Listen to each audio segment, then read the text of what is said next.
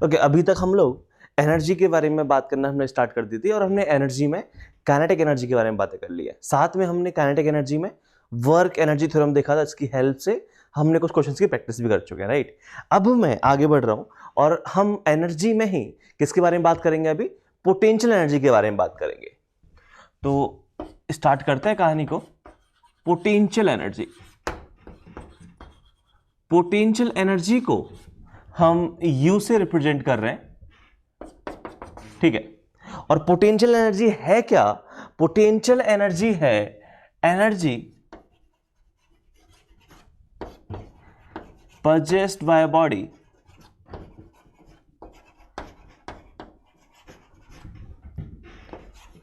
due to its configuration or position in space।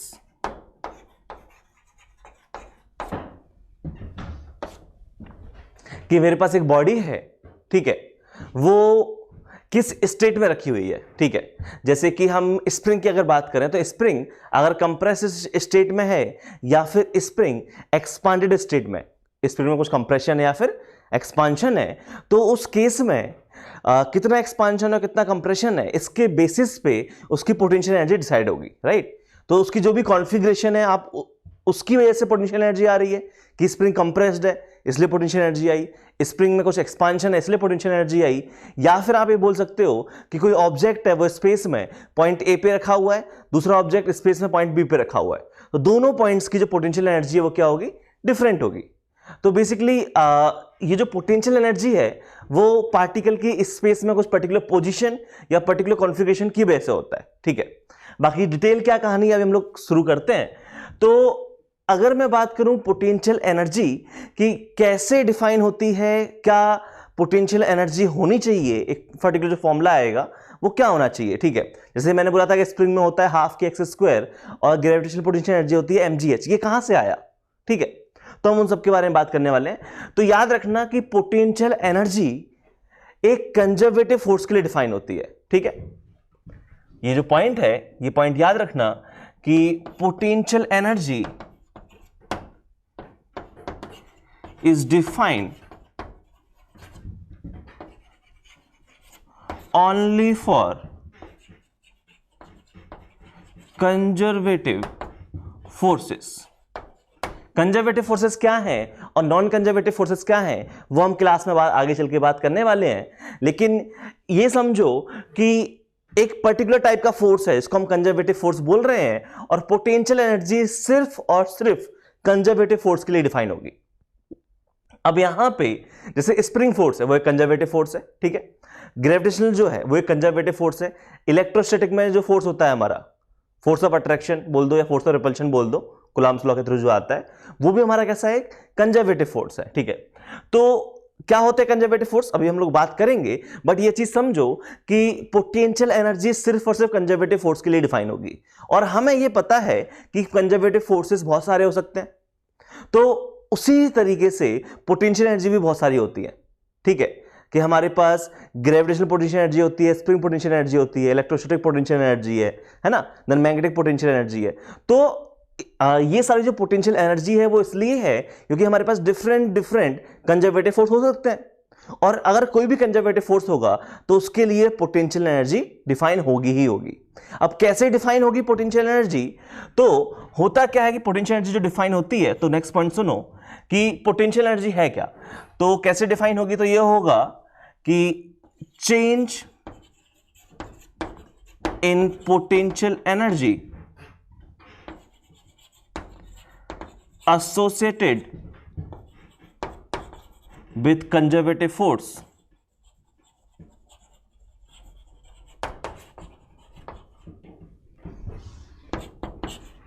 is equal to negative of work done by conservative force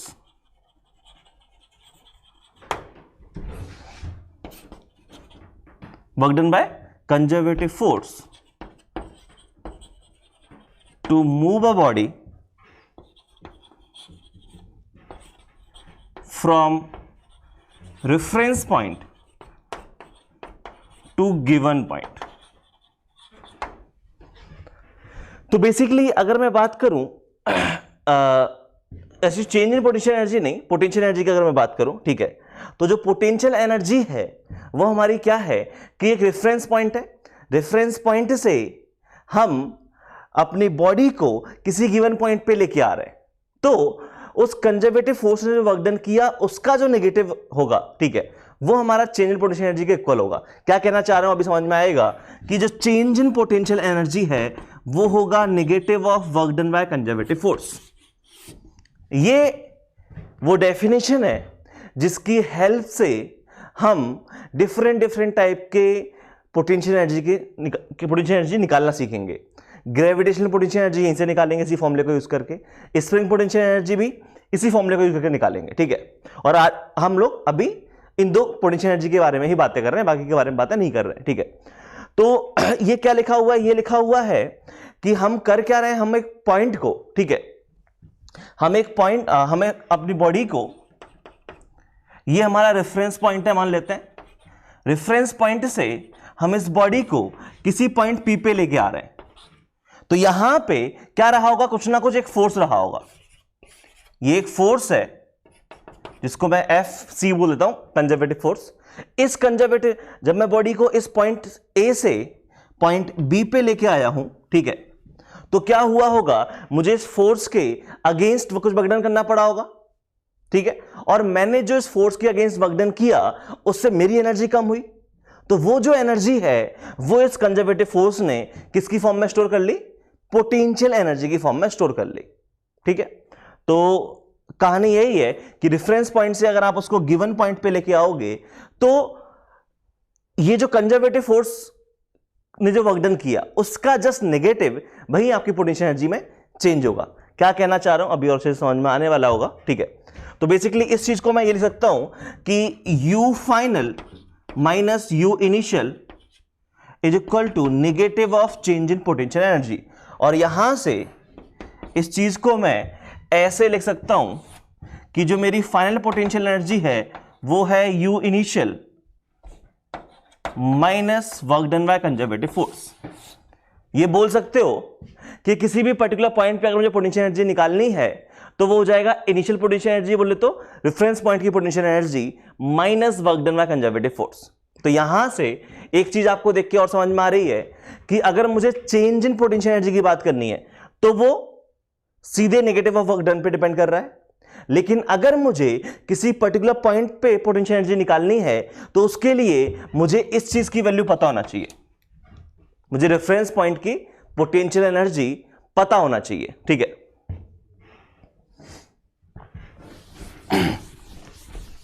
अभी कहानी समझ में आएगी तो थोड़ा वेट करो। और क्या है पॉइंट्स, ठीक है, तो एक दो पॉइंट्स और हैं कि जनरली हम लोग करते क्या हैं, जनरली जो हमारा रेफरेंस पॉइंट है, ठीक है, तो potential energy of reference point is taken as 0। Generally ऐसा होता है, अगर हमें रेफरेंस पॉइंट की पोटेंशियल एनर्जी ना गिवन हो तो हम जनरली ऐसा करते हैं, ठीक है, अदरवाइज हमें रेफरेंस पॉइंट की पोटेंशियल एनर्जी गिवन होगी। उसके बाद जो सेकंड पॉइंट है वो ये है कि पोटेंशियल एनर्जी, जिसको potential energy of any point, potential energy of any, potential energy at any point होगा एक्चुअली, जिसको आप चाहो तो एब्सोल्यूट पोटेंशियल एनर्जी भी बोलते हो, कि मुझे किसी पर्टिकुलर पॉइंट पे पोटेंशियल एनर्जी निकालनी है, तो किसी पर्टिकुलर पॉइंट पे पोटेंशियल एनर्जी निकालनी है तो उसको बोल रहे हैं absolute potential energy depends on reference point, कि आपकी जो रेफरेंस पॉइंट है, ध्यान से देखो U फाइनल क्या था, U0 माइनस WC। U0 क्या बोल दिया है मैंने, रेफरेंस पॉइंट की पोटेंशियल एनर्जी को, UI, ठीक है। तो इस चीज पे डिपेंड कर रहा है, राइट। आपको किसी पर्टिकुलर पॉइंट की पोटेंशियल एनर्जी निकालनी है तो आपको रेफरेंस पॉइंट की पोटेंशियल एनर्जी पता होना चाहिए। लेकिन अगर मैं बात करूं यहां पे चेंज इन पोटेंशियल एनर्जी की, change in potential energy is independent of reference point या independent of potential of reference, potential energy of reference point, क्योंकि यहां पे जो चेंज है वो है negative of work done by conservative force. तो ये सिर्फ और सिर्फ डिपेंड कर रहा है कि कंजर्वेटिव फोर्स ने जो वर्क डन किया उसकी नेगेटिव कितनी वैल्यू है, बस। इसको कोई मतलब नहीं है चेंज को कि यहां पे ये जो रेफरेंस पॉइंट थी उसकी पोटेंशियल एनर्जी क्या है, ठीक है। अब ये छोटे छोटे मैंने 2-3 पॉइंट्स बताए हैं, तो मेनली जो मैंने पॉइंट बताया है वो ये है कि पोटेंशियल एनर्जी कंजर्वेटिव फोर्सेस के लिए डिफाइन होगी, और कैसे डिफाइन होगी, तो डेफिनेशन ये है कि work done by conservative forces का जो नेगेटिव होता है वो चेंज इन पोटेंशियल एनर्जी के बराबर होता है, ठीक है।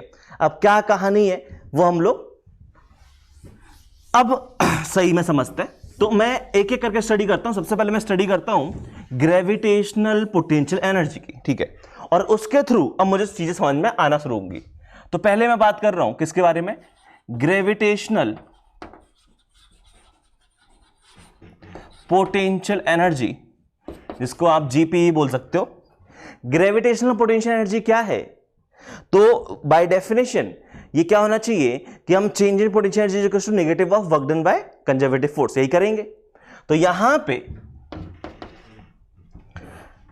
हमारे पास, अच्छा, ग्रेविटेशनल पोटेंशियल एनर्जी में छोटा सा पॉइंट ये है कि यहां पे हम रेफरेंस पॉइंट क्या लेते हैं, रेफरेंस पॉइंट हम ग्राउंड को मानते हैं। इसका मतलब ग्राउंड की जो पोटेंशियल एनर्जी है वो कितनी हो जाएगी, 0, राइट।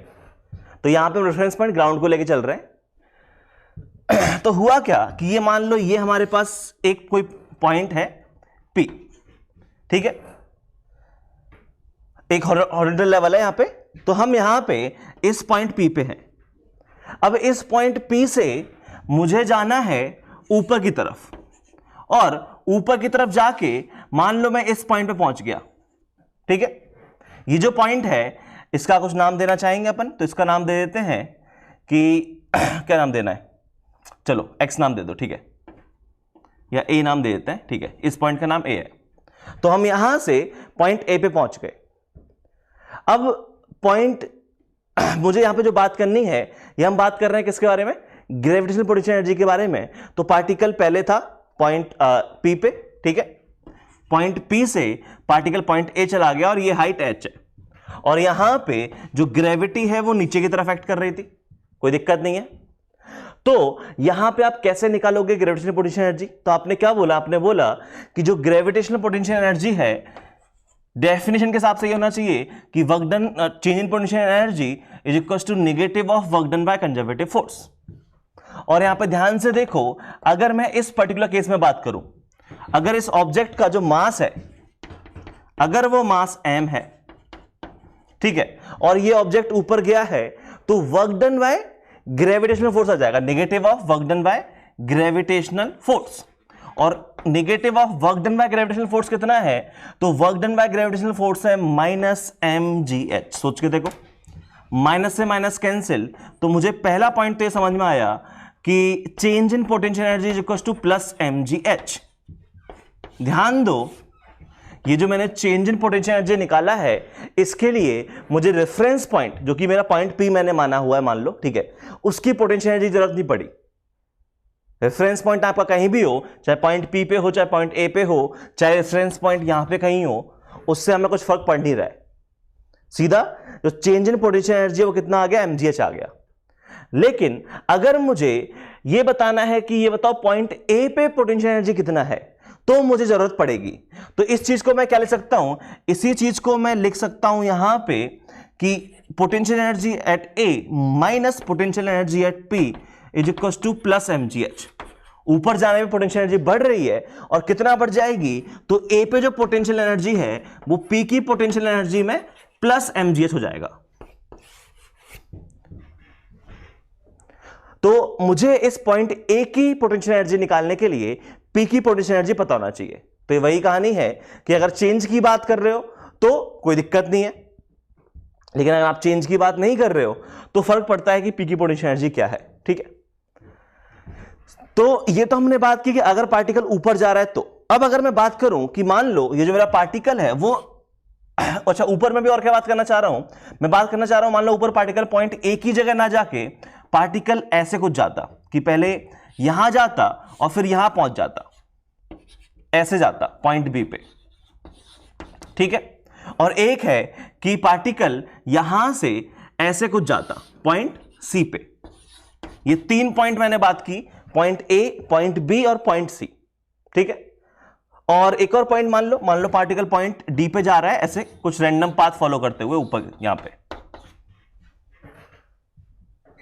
तो क्या आप ये बता सकते हो कि जो पोटेंशियल एनर्जी है वो बी पे क्या होगी, सी पे क्या होगी, डी पे क्या होगी? ए पे तो आपने बता दी, ए पे कितनी बता दी, यूपी प्लस एमजीएच। अगर मैं बात करूं पोटेंशियल एनर्जी किसके लिए, बी के लिए, सी के लिए और डी के लिए, तो ध्यान दो कि यहां पे जब मैं बी के लिए पोटेंशियल एनर्जी निकालूंगा तो क्या होगा, वो यही होगा कि चेंज इन पोटेंशियल एनर्जी जो equals to negative of work done by conservative force, है ना, जो कि negative of work done by gravity आ जाएगा। अब अगर मैं बात करूं कि पार्टिकल चाहे ए से पी से ए जाए, चाहे पी से बी जाए, चाहे पी से सी जाए और चाहे पी से डी जाए, क्या वर्क डन बाय ग्रेविटी हर एक केस में एमजीएच आने वाला है? ये जी समझ पा रहे हो? ये चीज ध्यान रखो, हम पहले ही पढ़ चुके हैं कि कहां लिखूं पॉइंट, इधर लिख दूं कि ये जो work done by gravitational force था, ठीक है ना, तो work done by gravitational force जो कि कंजर्वेटिव फोर्स होता है, ठीक है, तो work done by conservative forces इस पर्टिकुलर केस में हमारा कौन सा है, ग्रेविटेशनल फोर्स, ठीक है। तो work done by gravitational force is independent of path. Particle यहां पे अगर क्या पाथ फॉलो किया उससे फर्क नहीं पड़ रहा है, पार्टिकल क्या गया है, क्या पार्टिकल वाई डायरेक्शन में ए पे गया हो, चाहे बी पे गया हो, चाहे सी पे गया हो, चाहे डी पे गया हो, हर एक केस में डिस्प्लेसमेंट कितना है वाई डायरेक्शन में, ऊपर की तरफ एच है, तो हर एक केस में जो work done by gravitational force आएगा वो कितना आ जाएगा, माइनस एमजीएच। तो आई थिंक ये पॉइंट आपको समझ में भी आ रहा होगा कि अगर मैं पोटेंशियल एनर्जी यहां पे किसी भी पॉइंट की निकालूं, मैं पोटेंशियल एनर्जी चाहे यहां पे ए की निकालूं, चाहे यहां पे बी की निकालूं, चाहे सी की निकालूं, चाहे डी की निकालूं, हर एक की पोटेंशियल एनर्जी सेम है। और कितनी है, जो हर एक की पोटेंशियल एनर्जी है वो है potential energy of P plus MGH. ये जी समझ पा रहे हो?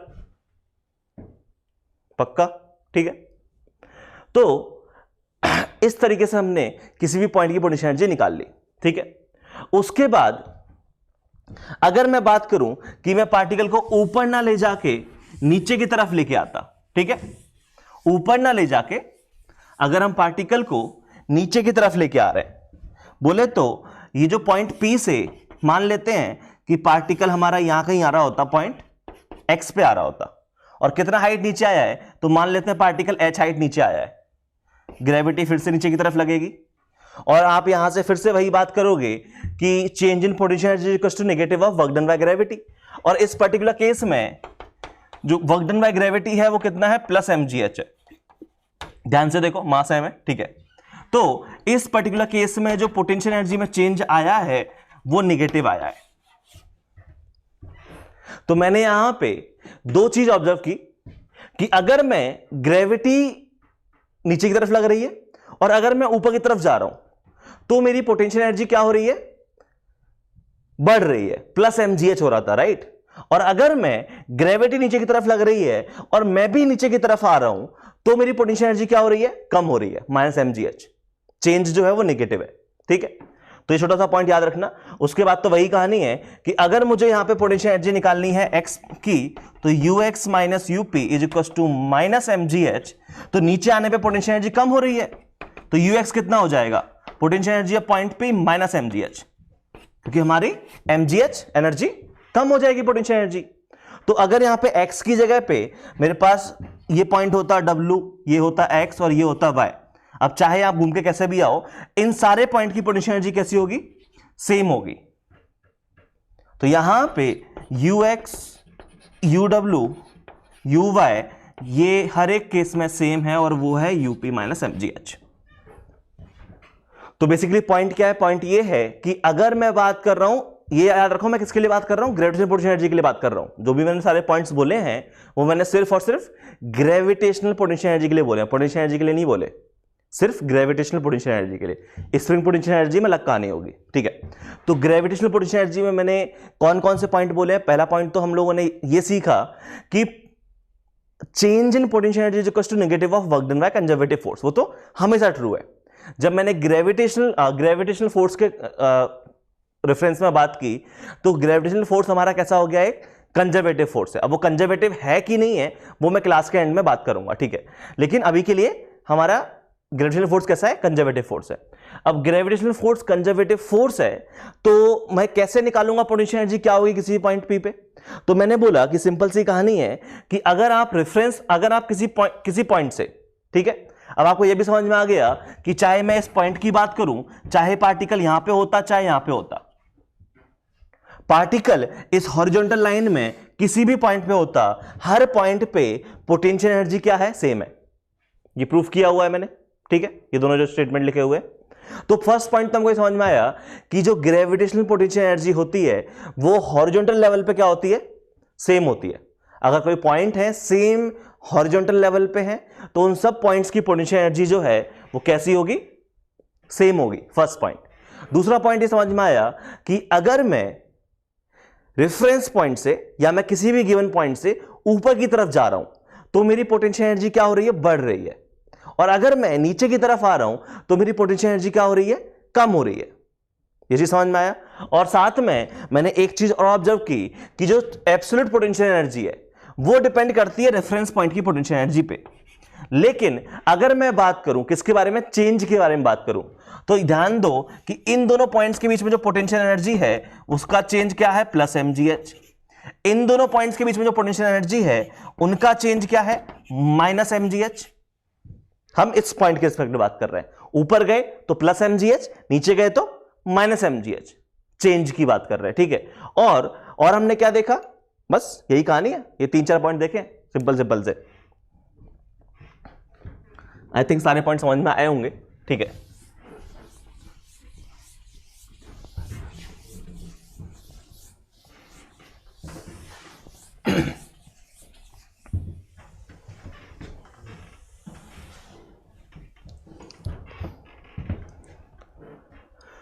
तो ये मुझे समझ में आ गया किसके बारे में? ग्रेविटेशनल पोटेंशियल एनर्जी के जो बेसिक पॉइंट है उनके बारे में समझ में आ गया, ठीक है। तो अगर कोई मेरे को बोले कि यहां पे आपके पास ये है ग्राउंड, ठीक है, और इस पॉइंट जो कि है यहां से 20 मीटर की हाइट पे और इसका मास है लेट्स सपोज 10 kg, 10 kg नहीं 5 kg ले लेते हैं, ठीक है। तो बताओ इस पॉइंट की जो पोटेंशियल एनर्जी, इस जो मास की पोटेंशियल एनर्जी है वो क्या होगी? और ये जो पॉइंट है, ठीक है, ये पॉइंट यहां पे क्या होता? तो ये ग्राउंड है, ग्राउंड की रेफरेंस पोटेंशियल एनर्जी हम कितना लेके चल रहे हैं? 0 लेके चल रहे हैं, ठीक है। हमें इस मास की पोटेंशियल एनर्जी निकालनी है जो कि यहां से 20 मीटर की हाइट पे ऊपर रखा हुआ है। तो अगर मैं बात करूं इसकी पोटेंशियल एनर्जी की, अगर मैं इसकी पोटेंशियल एनर्जी, इसका नाम अगर ए होता तो potential energy of particle A at a given point वो कितना हो जाएगा? रेफरेंस पॉइंट से ऊपर जा रहा है, राइट? ग्रेविटी ऐसे नीचे तरफ लग रही होगी, हम रेफरेंस पॉइंट से ऊपर की तरफ जा रहे हैं तो क्या हो जाएगा? u0 plus mgh। ऊपर जाने पे पोटेंशियल एनर्जी बढ़नी चाहिए और यहां पे इस पर्टिकुलर केस में u0 की वैल्यू 0 है क्योंकि ग्राउंड है, राइट? और यहां पे ऊपर जाने पे प्लस mgh, तो ये कितना हो गया? मास है 5, g की वैल्यू 10 और h कितना है? 20। तो ये कि तुम्हारा कितना आ गया? ये आ जाएगा 200 × 5 1000 जूल। इतनी हमारी इस बॉडी की पोटेंशियल एनर्जी होगी। अगर इसी केस में मान लो एक और बॉडी होती यहां पे बी पे, ठीक है, तो इस दूसरी बॉडी की जिसका मास भी चलो 5 kg होता, उसकी पोटेंशियल एनर्जी भी कितनी होती? सेम ही होती, क्योंकि दोनों सेम हॉरिजॉन्टल लेवल पे बचपन में सिखाया गया, ठीक है। बाकी अगर मैं ये बात करता कि मान लो हमारे पास ये पॉइंट दिया हुआ है आपको, ठीक है, कि इस पॉइंट पे जो पोटेंशियल एनर्जी है वो आपको गिवन है कितना, लेट्स सपोज 100 जूल। ठीक है, आपको ये बताना है कि इस पॉइंट पे जो कि ये डिस्टेंस है 4 मीटर और ये डिस्टेंस है 3 मीटर, ये पॉइंट बी है, इसका मास जो है वो फिर से चलो 5 kg है। ठीक है, अब आपको बोला गया है कि ये बताओ पॉइंट बी पे पोटेंशियल एनर्जी कितनी होगी। तो सिंपल सी कहानी है, चाहो तो आप इस पॉइंट पे निकालो, चाहो आप इस पॉइंट पे निकालो, दोनों पॉइंट पे पोटेंशियल एनर्जी क्या आएगी, सेम आएगी, क्योंकि सेम लेवल पे हम लोग बात कर रहे हैं। तो कितनी पोटेंशियल एनर्जी आ जाएगी बी की, तो वो आ जाएगी कि हम ए से बात कर रहे हैं तो यू ए, ये देखो क्या बोल रहा हूं मैं, ये बोल रहा हूं कि यहां पे नीचे की तरफ लग रहा है जी और हम ऊपर से नीचे आ रहे हैं, तो पोटेंशियल एनर्जी क्या होगी, कम होगी। और कितना कम होगी, तो जो चेंज है, चेंज कितना होगा, चेंज नेगेटिव होगा -mgh। तो अगर मैं बात करूं इसकी पोटेंशियल एनर्जी यूए है, तो नीचे आने पे mgh कम हो जानी चाहिए, वही लिखा हुआ है। तो कितना आ जाएगा, 100 में से mgh कम कर दो, mgh कितना है 5 × 10 × h की वैल्यू कितनी ली हमने 4, ये कितना हो गया 200। तो यहां पे पोटेंशियल एनर्जी अब भी जो है वो -100 जूल आ गई। ये जी समझ पा रहे हो, बहुत सिंपल सी कहानी है। ठीक है, ऊपर जा रहे हैं तो +mgh, नीचे आ रहे हैं तो -mgh, इतना पोटेंशियल एनर्जी में चेंज होगा। ठीक है, और सेम हॉरिजॉन्टल लेवल पे पोटेंशियल एनर्जी हमारी सेम होती है। ठीक है, अच्छा अब हम लोग आगे बात कर रहे हैं कि ये तो अगर पॉइंट मासेस हैं तो हमें समझ में आ गया। ठीक है, लेकिन सोचो अगर इस पॉइंट मास की जगह पे यहां पे एक रॉड रखी होती, ठीक है, यहां पे एक रॉड रखी होती या यहां पे एक स्फेरिकल बॉडी होती जिसका साइज फाइनाइट होता, ठीक है, तो उस केस में क्या करना होता, तो उस केस में हम पोटेंशियल एनर्जी कैसे निकालते। तो वो हमारा जो कॉन्सेप्ट है वो है potential energy of continuous bodies.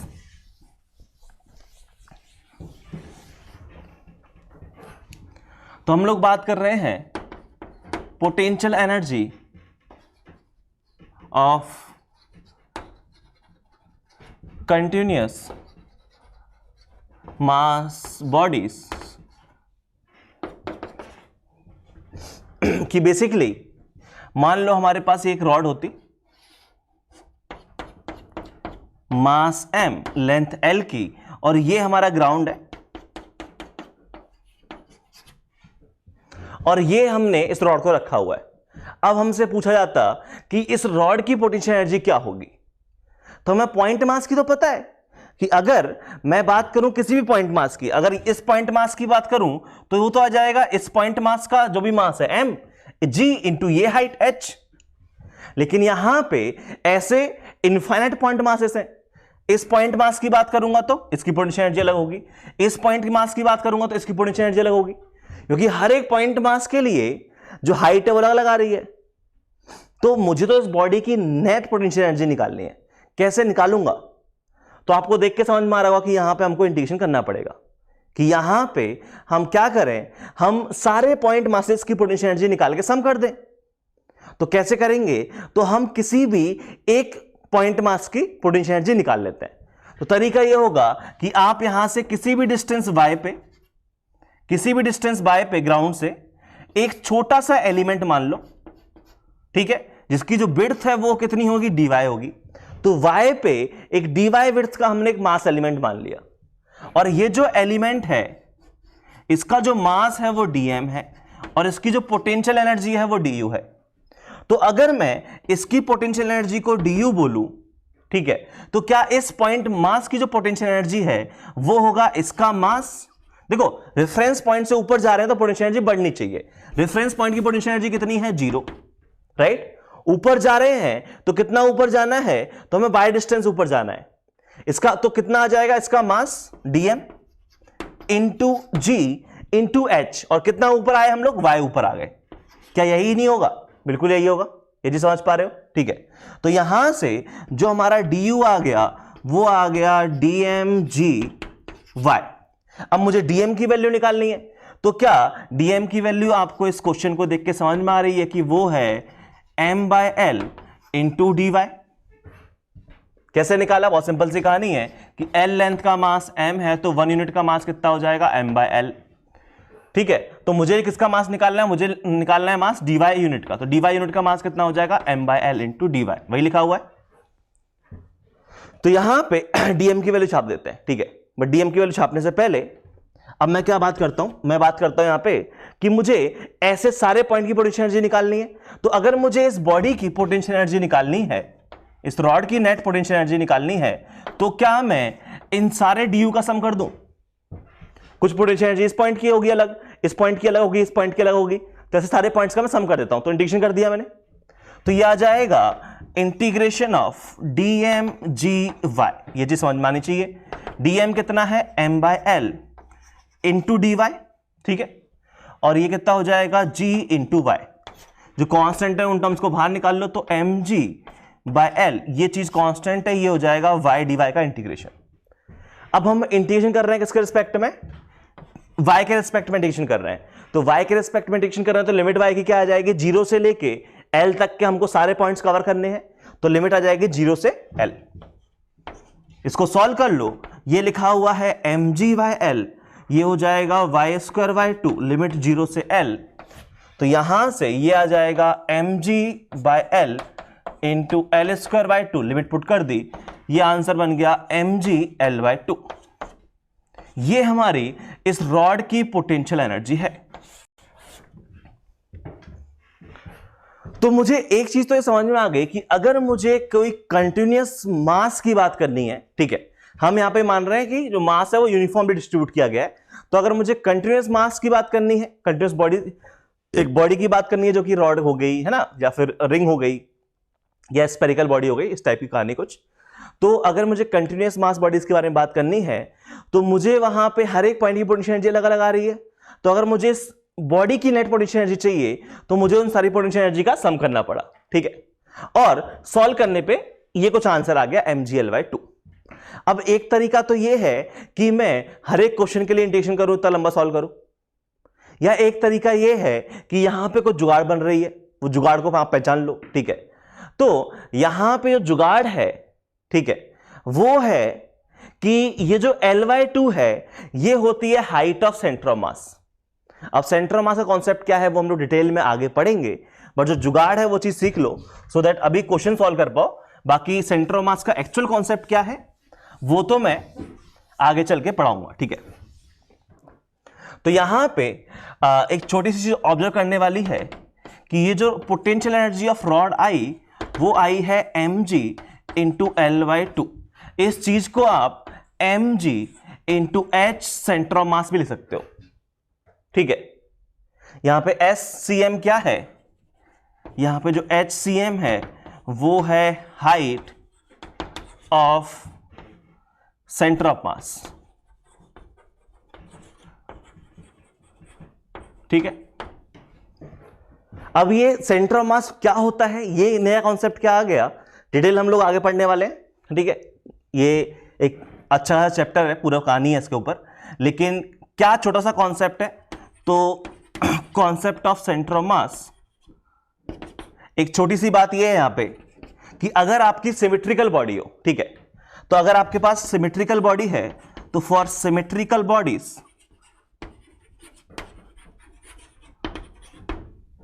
Symmetrical bodies के केस में अगर आपको सेंटर ऑफ मास की पोजीशन बतानी है, तो position of centre of mass, position of centre of mass ये कहां होगी, ये होगी आपकी सेंटर ऑफ सिमेट्री पे। तो अगर आपके पास कोई सिमेट्रिकल बॉडी है, तो आप क्या करो, सिमेट्रिकल बॉडी का सेंटर ऑफ सिमेट्री निकाल लो, बस प्रोवाइडेड वो जो बॉडी है वहां पे मास डिस्ट्रीब्यूशन यूनिफॉर्म हो। जैसे मान लो अगर मैं बात करना चाहूं कि मेरे पास एक रॉड है, राइट, तो रॉड है, तो रॉड का अगर हम लोग सेंटर ऑफ सिमेट्री बात करें, तो ये इस पॉइंट के अबाउट सिमेट्रिकल है।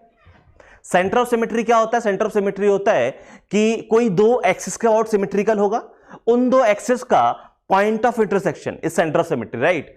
तो इस एक्सिस के अबाउट सिमेट्रिकल है और इस एक्सिस के अबाउट सिमेट्रिकल जो सेंटर से पास हो रही है, जो मिड पॉइंट से पास हो रही है, तो इस पॉइंट पे कट किया। जो पॉइंट क्या है, इसका सेंटर है। अगर टोटल लेंथ L है तो ये डिस्टेंस हो जाएगा L/2, ये डिस्टेंस हो जाएगा L/2। और वही तो हम बोल रहे हैं कि ग्राउंड से हाइट कितनी हो गई, L/2। S centre of mass क्या बोला हमने, ग्राउंड से हाइट, तो इसका सेंटर ऑफ मास कहां आ गया, यहां पे कहीं आ गया। अगर मान लो इसकी जगह पे हमारे पास एक स्क्वायर शेप की एक बॉडी होती कि ये लेंथ भी L है, ये लेंथ भी L है, तो यहां सेंटर ऑफ सिमेट्री क्या है, इसके अबाउट सिमेट्री है, इसके अबाउट सिमेट्री है, तो ये सेंटर हो जाएगा। और अगर मैं रेफरेंस पॉइंट से बात करूं कि ये ग्राउंड है तो ये हमारा सेंटर ऑफ मास है, राइट, और सेंटर ऑफ मास की हाइट कितनी हो जाएगी, तो ये हाइट हो जाएगी L/2। समझ पा रहे हो, ठीक है। तो सिंपल सी कहानी है, आप सेंटर ऑफ सिमेट्री निकालो और सॉल्व कर लो। जैसे और एग्जांपल ले लो, मेरे पास ये एक रिंग है और रिंग का मुझे सेंटर ऑफ सिमेट्री की बात करनी है, तो ये इस एक्सिस के अबाउट सिमेट्रिकल है, इस एक्सिस के अबाउट सिमेट्रिकल है, ऐसे बहुत सी एक्सिस के अबाउट सिमेट्रिकल है, तो ये है हमारा सेंटर ऑफ सिमेट्री, इसी को सेंटर ऑफ मास बोल देंगे। और अगर ये ग्राउंड पे ऐसे रखी होती तो ये डिस्टेंस कितना है, r ही तो है इसकी रेडियस के बराबर। ये जी समझ पा रहे हो। तो अगर आपके पास सिमेट्रिकल बॉडीज है तो वहां जो सेंटर ऑफ सिमेट्री है वही आपका सेंटर ऑफ मास होता है, और उसकी आप वर्टिकल हाइट देख लो, ठीक है। तो वर्टिकल हाइट देखना है बस, कितना है वर्टिकल हाइट हर एक केस में, और mg into h centre of mass, ये कॉन्सेप्ट आप लगा सकते हो, कोई दिक्कत नहीं है। चले यहां तक, जैसे मुझे इसका निकालना होता पोटेंशियल एनर्जी, अगर इसका मास m है तो इसकी जो पोटेंशियल एनर्जी है वो आ जाएगा mg, और s सेंटर ऑफ मास अगर मैं लिखूं यहां पे तो ये कितना आ जाएगा mgr। ये ग्राउंड है, ग्राउंड से ऊपर गए इसलिए पॉजिटिव है, ध्यान से देखो, समझ में आया। जैसे इसकी पोटेंशियल एनर्जी निकालनी होती तो कितने जाती, इसकी पोटेंशियल एनर्जी आ जाती, इसका मास mg इंटू कितना डिस्टेंस ऊपर गए L/2, mg s centre of mass, कोई दिक्कत नहीं। तो ये तो मैंने अभी तुम्हें जुगाड़ बता दी कि सेंटर ऑफ मास क्या होता है, ठीक है। एक्चुअली में सेंटर ऑफ मास या तो आपको सिमेट्रिकल बॉडी होगी दिख जाएगा, अगर सिमेट्रिकल बॉडी नहीं है तो फिर आपको इंटीग्रेशन की हेल्प से ही सॉल्व करना पड़ेगा, ठीक है ना। तो एक और छोटा सा हमने कॉन्सेप्ट देखा कि अगर कंटिन्यूअस मास बॉडीज हैं तो वहां पे अगर हमें निकालना है ग्रेविटेशनल पोटेंशियल एनर्जी तो वो mg into S centre of mass होगा, और सेंटर ऑफ मास की पोजीशन हमें निकालनी पड़ेगी। अगर जुगाड़ मिल जाए तो अच्छी बात है, नहीं मिले तो फिर आप जो लंबा वाला मेथड है इंटीग्रेशन उसकी हेल्प से सॉल्व करो, ठीक है, कोई दिक्कत नहीं है। अब कहानी, एक्चुअल कहानी शुरू होती है, ठीक है। एक्चुअल कहानी शुरू होती है मतलब क्या है कि अब यहां से आपको पोटेंशियल एनर्जी का क्वेश्चन पूछ सकते हैं, ठीक है। और याद रखना कोई पोटेंशियल एनर्जी का क्वेश्चन ऐसे नहीं पूछता कि इसकी पोटेंशियल एनर्जी क्या है। ये तो वही वाली बात हो गई कि मैंने पार्टिकल है मास m का, वो वेलोसिटी v0 से जा रहा है, पूछा काइनेटिक एनर्जी क्या है, कोई पूछने का सेंस नहीं है, बहुत सिंपल क्वेश्चन हो गया। वैसे ही हम ये पोटेंशियल एनर्जी नहीं पूछते हैं कभी, ठीक है, बहुत कॉमन सेंस वाली बात है, हर कोई निकाल लेगा, हर बच्चा निकाल लेगा। हम जो पूछते हैं वो थोड़े से ट्रिकी क्वेश्चन पूछेंगे, जैसे कि मान लो आपसे ये पूछा जाता, ठीक है, कि ये एक चेन आपको गिवन है, इस पॉइंट से फिक्स है, ठीक है। तो चेन क्या है, मास m लेंथ l। अब मैंने क्या किया, ये जो चेन है इसका जो बॉटम मोस्ट पॉइंट है इसको उठा के मैंने यहां चिपका दिया, और ये जो प्रोसेस है वो मैंने बहुत ही स्लोली की है, सच दैट हमारे पास चेन के पास कोई वेलोसिटी नहीं आई है, ठीक है। तो हम इसको ग्रेजुअली ऊपर लेके गए हैं, तो मैंने फाइनली क्या किया, मैंने इस पॉइंट पे लाके जो चेन का लोअर मोस्ट पॉइंट था उसको चिपका दिया, ठीक है, ऐसा कुछ। तो आपको देख के समझ में आ रहा होगा कि अगर लोअर मोस्ट पॉइंट को ले जाके चिपकाऊंगा तो ये लेंथ कितनी हो जाएगी L/2, और ये लेंथ कितनी हो जाएगी L/2। अब आपको बोला गया कि ये जो एजेंट ने किया है उसको उठा के मैंने यहां चिपकाया है, तो आपको पूछा गया find work done by external agent. अगर आपने इसको उठा के ऐसे ऊपर चिपकाया है तो ये बताओ आपको कितना वर्क डन करना पड़ा होगा। तो जरा सोच के देखो, एक तो तरीका ये है आप वर्क एनर्जी थ्योरम लगा दो, ठीक है, वो एक तरीका बिल्कुल सही है। बाकी आप चाहो तो लॉजिकली सोच के दे सकते हो, ठीक है। वर्क एनर्जी थ्योरम हम लोग लास्ट क्लास में पढ़ चुके हैं, तो आज की क्लास में हम लोग लॉजिकल जो अप्रोच है, ठीक है, उसके बारे में बात करना चाहेंगे। तो अगर मैं इस चीज को लॉजिकली सोचना चाहूं, ठीक है, तो लॉजिकली क्या सोचोगे, तो आप बोलोगे कि यहां पे एक चीज समझो कि इनिशियली इस पॉइंट का सेंटर ऑफ मास ये है, कितने डिस्टेंस पे है, L/2 डिस्टेंस पे, और बाद में जो सेंटर ऑफ मास है, इस रॉड का सेंटर ऑफ मास इसके सेंटर पे होगा, सॉरी इस रिंग जो भी हमारी चेन है, इसका सेंटर ऑफ मास इसके सेंटर पे होगा, इस वाली चेन का सेंटर ऑफ मास इसके सेंटर पे होगा, और अगर मैं बात करूं तो ये L/4 डिस्टेंस पे होगा और ये भी L/4 डिस्टेंस पे होगा। ये चीज समझ पा रहे हो? तो एक्चुअली ये यहां से L/4 नीचे है और यहां पे ये L/2 नीचे है। ये चीज समझ पा रहे हो सेंटर ऑफ मास की कहानी? अब हमको बोला गया कि यहां पे एक्सटर्नल एजेंट ने कितना वर्क डन किया। क्या आपको यह चीज देख के समझ में आ रही है कि सेंटर ऑफ मास जो है, सेंटर ऑफ मास एक्चुअली पहले यहां था और अब सेंटर ऑफ मास यहां पहुंच गया है। तो सेंटर ऑफ मास जो है वो एक्चुअली ऊपर की तरफ गया है, राइट? सेंटर ऑफ मास अगर ऊपर की तरफ शिफ्ट हुआ है, मतलब इस चेन की पोटेंशियल एनर्जी इंक्रीज हुई होगी, डिक्रीज हुई होगी? इंक्रीज हुई होगी, ऑब्वियसली बात है, हम ऊपर जा रहे हैं तो प्लस mgh होता है चेंज, राइट? तो आपको देख के समझ में आना चाहिए इस पर्टिकुलर क्वेश्चन में लॉजिकली फील से कि ये जो भी एक्सटर्नल एजेंट ने वर्क डन किया होगा उससे इस चेन की पोटेंशियल एनर्जी में गेन हुआ होगा। तो जितना भी गेन हुआ है वो पूरी की पूरी एनर्जी कहां से आई है? एक्सटर्नल एजेंट से तो आई है। तो आपको work done by external agent पूछा है, आप गेन इन पोटेंशियल एनर्जी निकाल दो। और पोटेंशियल एनर्जी में गेन कैसे निकालोगे? तो बहुत सिंपल सी बात है, इसको निकालने के दो तरीके हैं गेन निकालने के, ठीक है? अगर आप गेन निकालना चाहो तो दो अप्रोच है। एक अप्रोच तो बहुत सिंपल सी है कि यहां पे जो गेन हम बात कर रहे हैं, तो work done by external agent is equal to gain in potential energy. एक अप्रोच तो बहुत सिंपल सी है, गेन कैसे निकालते हैं? तो यह आ जाएगा mg इंटू एच, कितना मूव किया है, डेल्टा एच, राइट? हम ऊपर जा रहे हैं, तो हम कितना ऊपर जा रहे हैं? पहले L/2 थे, बाद में L/4 है, तो हम कितना ऊपर गए? हम ऊपर गए L/4 डिस्टेंस। तो चेंज कितना आ जाएगा? जो भी चेंज आया पोटेंशियल एनर्जी में वो आया पॉजिटिव mg L/4। इतना हमारा एक्सटर्नल एजेंट ने वर्क डन किया होगा। या आप चाहो तो गेन इन पोटेंशियल एनर्जी को ऐसे भी लिख सकते हो कि work done by external agent is equal to gain in potential energy. अगर पोटेंशियल एनर्जी में गेन हुआ है तो फाइनल पोटेंशियल एनर्जी ज्यादा होगी और इनिशियल पोटेंशियल एनर्जी कम होगी, तभी तो गेन हुआ है। फाइनल माइनस इनिशियल को चेंज बोलते हैं, ठीक है? तो फाइनल पोटेंशियल एनर्जी कितनी है? अब ये जो पॉइंट है जो मैंने नेक्स्ट मेथड लिखा हुआ है कि फाइनल माइनस इनिशियल, तो आपको निकालनी है इसकी फाइनल पोटेंशियल एनर्जी कितनी है और इसकी इनिशियल पोटेंशियल एनर्जी कितनी है। और याद करो, मैंने थोड़ी देर पहले बताया था कि चेंज निकालने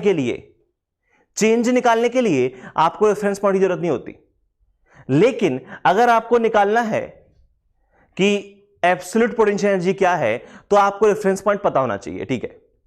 और सबसे अच्छी बात यह है, एक छोटा सा पॉइंट नोट डाउन कर लेना कि हम जो प्रॉब्लम सॉल्व कर रहे हैं यहां पे हमें कभी एब्सोल्यूट की बात करनी ही नहीं है, हमें हमेशा चेंज इन पोटेंशियल एनर्जी की ही बातें करनी होंगी। देखो गेन इन पोटेंशियल एनर्जी लिखा हुआ है कि कितना पोटेंशियल एनर्जी में गेन हुआ, वो भी चेंज ही होता है, राइट? तो अगर हमें चेंज की ही बातें करनी है तो रेफरेंस पॉइंट अगर क्वेश्चन में नहीं दिया है तो आप अपनी मर्जी से कहीं भी रेफरेंस पॉइंट मान लो, उससे कोई दिक्कत नहीं होगी, क्योंकि आपको चेंज की बात करनी है। तो रेफरेंस पॉइंट कहीं भी मान लोगे तो वो वैसे भी कैंसिल हो जाना है, ठीक है? क्या कहना चाह रहा हूं मैं ये कहना चाह रहा हूं कि मान लो कि अगर मैं इसको रेफरेंस पॉइंट मान लूं, आपकी मर्जी है, आप चाहो तो ग्राउंड को मान सकते थे, आप चाहो तो इस पॉइंट को मान लो। तो मैंने इसको रेफरेंस पॉइंट मान लिया और दोनों केस में सेम रेफरेंस पॉइंट रहेगा। तो इनिशियल पोटेंशियल एनर्जी अगर बात करोगे तो इनिशियल पोटेंशियल एनर्जी आपको देख के कितनी समझ में आ रही है? हम रेफरेंस पॉइंट से नीचे आ रहे हैं तो नेगेटिव होगी, क्योंकि रेफरेंस पॉइंट की पोटेंशियल एनर्जी मैं 0 मानता हूं, ठीक है? रेफरेंस पॉइंट की पोटेंशियल एनर्जी मैं 0 मान के चलता हूं।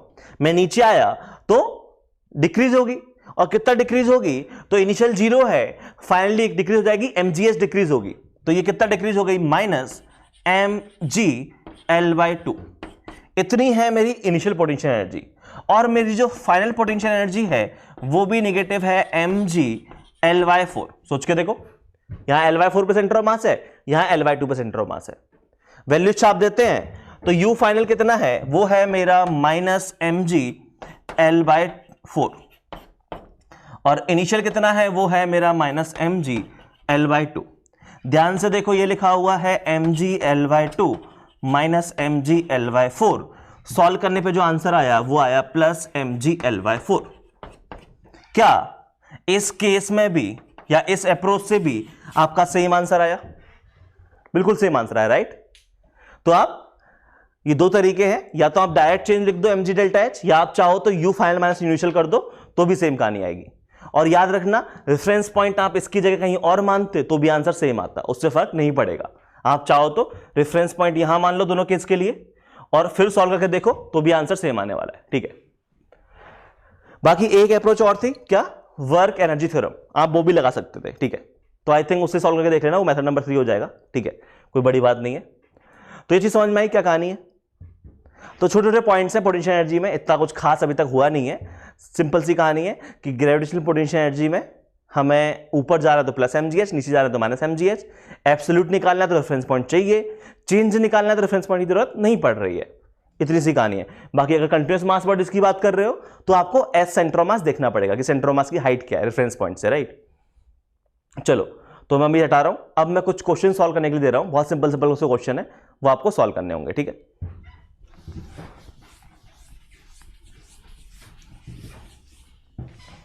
ओके, सामने 4 क्वेश्चन लिखे हुए, काफी सिंपल सिंपल से क्वेश्चन है। फर्स्ट 3 क्वेश्चंस में आपको निकालना है पोटेंशियल एनर्जी। एक्चुअली मैंने एब्सोल्यूट पोटेंशियल एनर्जी पूछा है, राइट।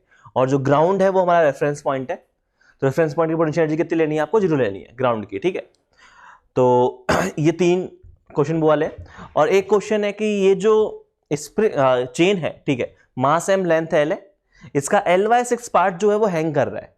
अब हमको इस पार्ट को उठा के इस पूरी रिंग को इस हॉरिजॉन्टल सरफेस पे रखना है, ठीक है। किसको उठा के मैंने यहां पे रख दिया है, ठीक है। तो अब तुमको बोला गया है कि उस पर्टिकुलर टास्क के लिए जो एक्सटर्नल एजेंट है उसने कितना वर्क डन किया होगा। तो ये 4 क्वेश्चन काफी सिंपल सिंपल है, सॉल्व करने के लिए टाइम मिलेगा, 4 क्वेश्चन है, 5 मिनट का टाइम मिलेगा, फटाफट सॉल्व करो।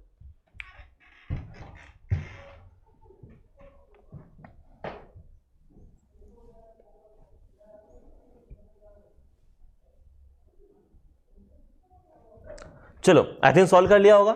हमें मतलब होगा कि कंटिन्यूअस मास बॉडीज हैं, तो यहां पे मैं सेंटर मास की पोजीशन निकालनी होगी।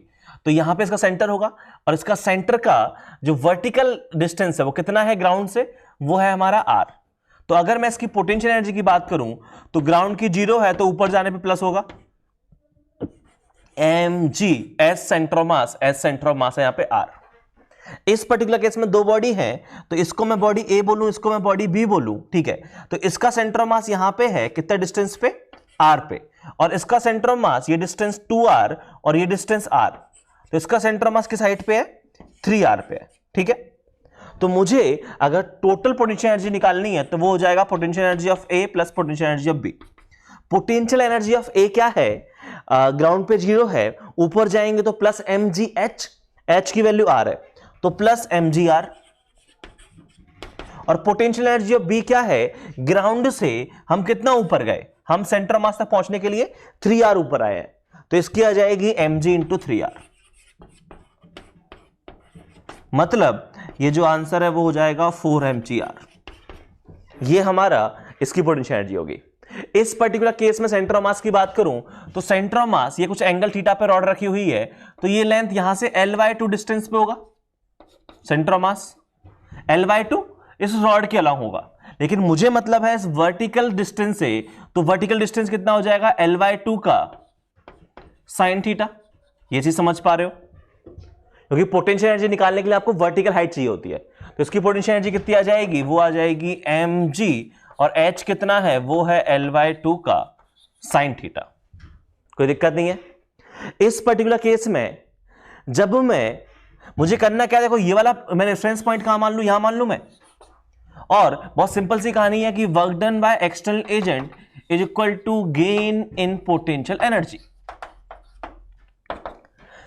ये जो पार्ट है 5L/6 ये अभी भी यहां रखा हुआ है, बाद में भी यहां रखा हुआ है, तो इसकी पोटेंशियल एनर्जी में कोई गेन नहीं हुआ। जो भी गेन हुआ है इसकी पोटेंशियल एनर्जी में हुआ है। और ध्यान से देखो, अगर मैंने इसको रेफरेंस पॉइंट मान लिया है तो सेंटर ऑफ मास पहले कहां था? पहले था इससे L/12, है ना, इस लेंथ का हाफ, L/12 डिस्टेंस नीचे था, और अब वो इस पॉइंट से यहां आ गया है। तो सेंटर ऑफ मास कितना डिस्टेंस गया है ऊपर? एक्चुअली सेंटर ऑफ मास ऊपर गया है, और कितना डिस्टेंस ऊपर गया है तो वो हमको पता है L/12। तो यहां गेन कितना हो जाएगा? वो आ जाएगा mg। इतना कितना ऊपर गया है? वो हमारा ऊपर गया है L/12। अच्छा, ये m डैश आएगा। m डैश क्या है? m डैश है इस L/6 लेंथ का मास। ये चीज समझ पा रहे हो? हमें इस जो L/6 लेंथ है इसमें गेन हुआ होगा पोटेंशियल एनर्जी में, और कितना गेन होता है? mgh। इसका मास m dash into g into h कितना है? L/12। अच्छा, m डैश कितना है इसका मास? तो यार ध्यान से देखो, यहां पे L लेंथ का मास कितना है? m है, तो L/6 लेंथ का मास कितना हो जाएगा? m/6 हो जाएगा। मतलब ये जो है वो आ जाएगा m/6 into g into L/12, और ध्यान से देखो ये लिखा हुआ है mgl/72। और अगर तुम्हें याद हो तो यही क्वेश्चन हमारे सीईटी में भी था, जिसको हमने सॉल्व किया था, और उस टाइम जब हमने सॉल्व किया था तो हमने इंटीग्रेशन की हेल्प से सॉल्व किया था, राइट, और सेम आंसर आया था। तो वही सेम कहानी है कि आप पोटेंशियल एनर्जी की हेल्प से ज्यादा इजीली सॉल्व कर पा रहे हो, कम मेहनत करनी पड़ रही है, ठीक है, कोई दिक्कत नहीं। तो ये तो हमको समझ में आ गया किसके बारे में? ग्रेविटेशनल पोटेंशियल एनर्जी के बारे में। अब छोटी सी कहानी और है किसके बारे में? Spring potential energy. Spring potential energy में कुछ ज्यादा खास है नहीं, देख लेते हैं वो भी कहानी। ये जो स्प्रिंग पोटेंशियल एनर्जी है तो होगा क्या? होगा ये कि हमारे पास एक स्प्रिंग है, ठीक है, ऐसा कुछ मान लो, और ये जो स्प्रिंग है इसका स्प्रिंग कांस्टेंट K और अभी नेचुरल लेंथ में, और अगर ये नेचुरल लेंथ में है तो इसी को हम मानते हैं इसका रेफरेंस पॉइंट या रेफरेंस लाइन, कि नेचुरल लेंथ में मतलब ये रेफरेंस लाइन हमें गिवन है। और नेचुरल लेंथ में होने का मतलब ये है कि यहां पे डेल्टा एक्स की वैल्यू 0 है, ना एक्सपांशन है ना कंप्रेशन है, मतलब इसकी जो पोटेंशियल एनर्जी है इस इंस्टेंट पे वो क्या होगी? 0 होगी। तो स्प्रिंग अगर नेचुरल लेंथ में है तो उसकी पोटेंशियल एनर्जी 0 है, ठीक है, रेफरेंस पॉइंट 0 मानी हुई हमने। तो अब यहां पे होगा क्या कि ये जो स्प्रिंग है, दो केस पॉसिबल है, या तो स्प्रिंग में एक्सपांशन होगा या स्प्रिंग में कंप्रेशन होगा। तो एक अगर मैं एक्सपांशन की बात करूं तो यहां पे हो सकता है ये थी हमारी नेचुरल लेंथ, और कितना एक्सपांशन है? x0 का एक्सपांशन है। या हो सकता है कि स्प्रिंग में कंप्रेशन हो, तो ये हमारी नेचुरल लेंथ थी, और स्प्रिंग में कितना कंप्रेशन है? लेट्स सपोज x0 का कंप्रेशन है। तो मैं दो केस के बारे में बात कर रहा हूं कि या तो स्प्रिंग में कंप्रेशन होगा या स्प्रिंग में एक्सपांशन होगा। दोनों ही केस में अगर स्प्रिंग में एक्सपांशन हुआ या कंप्रेशन हुआ तो दोनों ही केस में स्प्रिंग फोर्स ने कुछ ना कुछ वर्क डन किया, और उसका जो नेगेटिव है वही हमारा चेंज इन पोटेंशियल एनर्जी आएगा, ठीक है। और आपको देख के समझ में आ रहा होगा कि इस केस में भी स्प्रिंग ने नेगेटिव वर्क डन किया और इस केस में भी स्प्रिंग ने नेगेटिव वर्क डन किया। इसका मतलब हमारी पोटेंशियल एनर्जी कुछ ना कुछ गेन हो जाएगी। कैसे निकालेंगे पोटेंशियल एनर्जी? तो बहुत सिंपल सी कहानी है, वही हमारा कि change in potential energy is equals to negative of work done by conservative force. और यहां पे अगर हम वर्क डन की बात करें तो वर्क डन आ जाएगा नेगेटिव ऑफ kx dx का इंटीग्रेशन। ये जी समझ में आ रही है, ठीक है। अच्छा एक second, negative of work done, तो वर्क डन तो खुद अपने आप में नेगेटिव आएगा, माइनस kx dx का इंटीग्रेशन। तो ये जो है नेगेटिव ऑफ इंटीग्रेशन ऑफ ये जो भी फोर्स है इनटू dr का इंटीग्रेशन, मतलब नेगेटिव ऑफ ये डॉट प्रोडक्ट लिखा हुआ है तो इसको आप लिख दोगे minus kx dx। I hope समझ पा रहे हो क्या लिखा हुआ है कहानी। वर्क डन जो है वो क्या आ जाएगा, माइनस के एक्स डी एक्स का इंटीग्रेशन आ जाएगा, क्योंकि स्प्रिंग फोर्स क्या होता है यहां पे, जो स्प्रिंग फोर्स है वो हमारा के एक्स होता है, राइट। तो इसकी अगर मैं बात करूं तो ये क्या आ जाएगा, ये आ जाएगा, और लिमिट हम इंटीग्रेशन कर रहे हैं एक्स के रिस्पेक्ट में, तो लिमिट कहां से आ जाएगी, या तो हम बात करें एक्सपांशन हुआ है तो 0 से x0, या कंप्रेशन हुआ है तो 0 से x0, क्योंकि यहां पे हम इनिशियल स्टेट कहां पे लेके रखी हमने, नेचुरल लेंथ पे, तो इनिशियली कुछ कंप्रेशन या एक्सपांशन नहीं था, तो लिमिट जो है वो 0 से x0 आ गई। मतलब ये जो है वो आ जाएगा इंटीग्रेशन ऑफ के एक्स डी एक्स, ध्यान से देखोगे तो ये लिखा हुआ है के एक्स स्क्वायर बाय 2 लिमिट 0 से x0, तो आपका जो चेंज इन पोटेंशियल एनर्जी है वो आ जाएगा के एक्स स्क्वायर बाय 2 के एक्स नॉट स्क्वायर बाय 2, ये आ जाएगा आपका चेंज इन पोटेंशियल एनर्जी।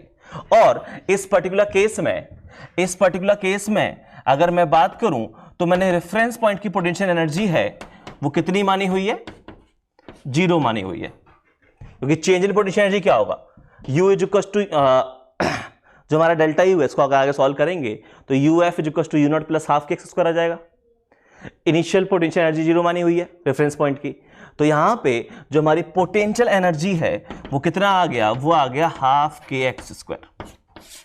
ठीक है, ज्यादा कुछ खास है नहीं, इसलिए मैंने भी ज्यादा कुछ खास इसमें बताया नहीं है। ठीक है, क्योंकि सिंपल सी कहानी है कि जो work done by conservative force का उसका नेगेटिव हमारा चेंज इन पोटेंशियल एनर्जी होगा, तो वो के एक्स स्क्वायर बाय 2 आ गया, हाफ के एक्स स्क्वायर, और रेफरेंस पॉइंट की पोटेंशियल एनर्जी 0 है, इसका मतलब हमारी जो पोटेंशियल एनर्जी है वो कितनी आ जाएगी, half k x square, half k x not square, actually ये एक्स नॉट लिखा हुआ है, और यहां पे ये जो आपका एक्स नॉट है चाहे वो कंप्रेशन हो सकता है चाहे वो आपका एक्सपांशन हो सकता है।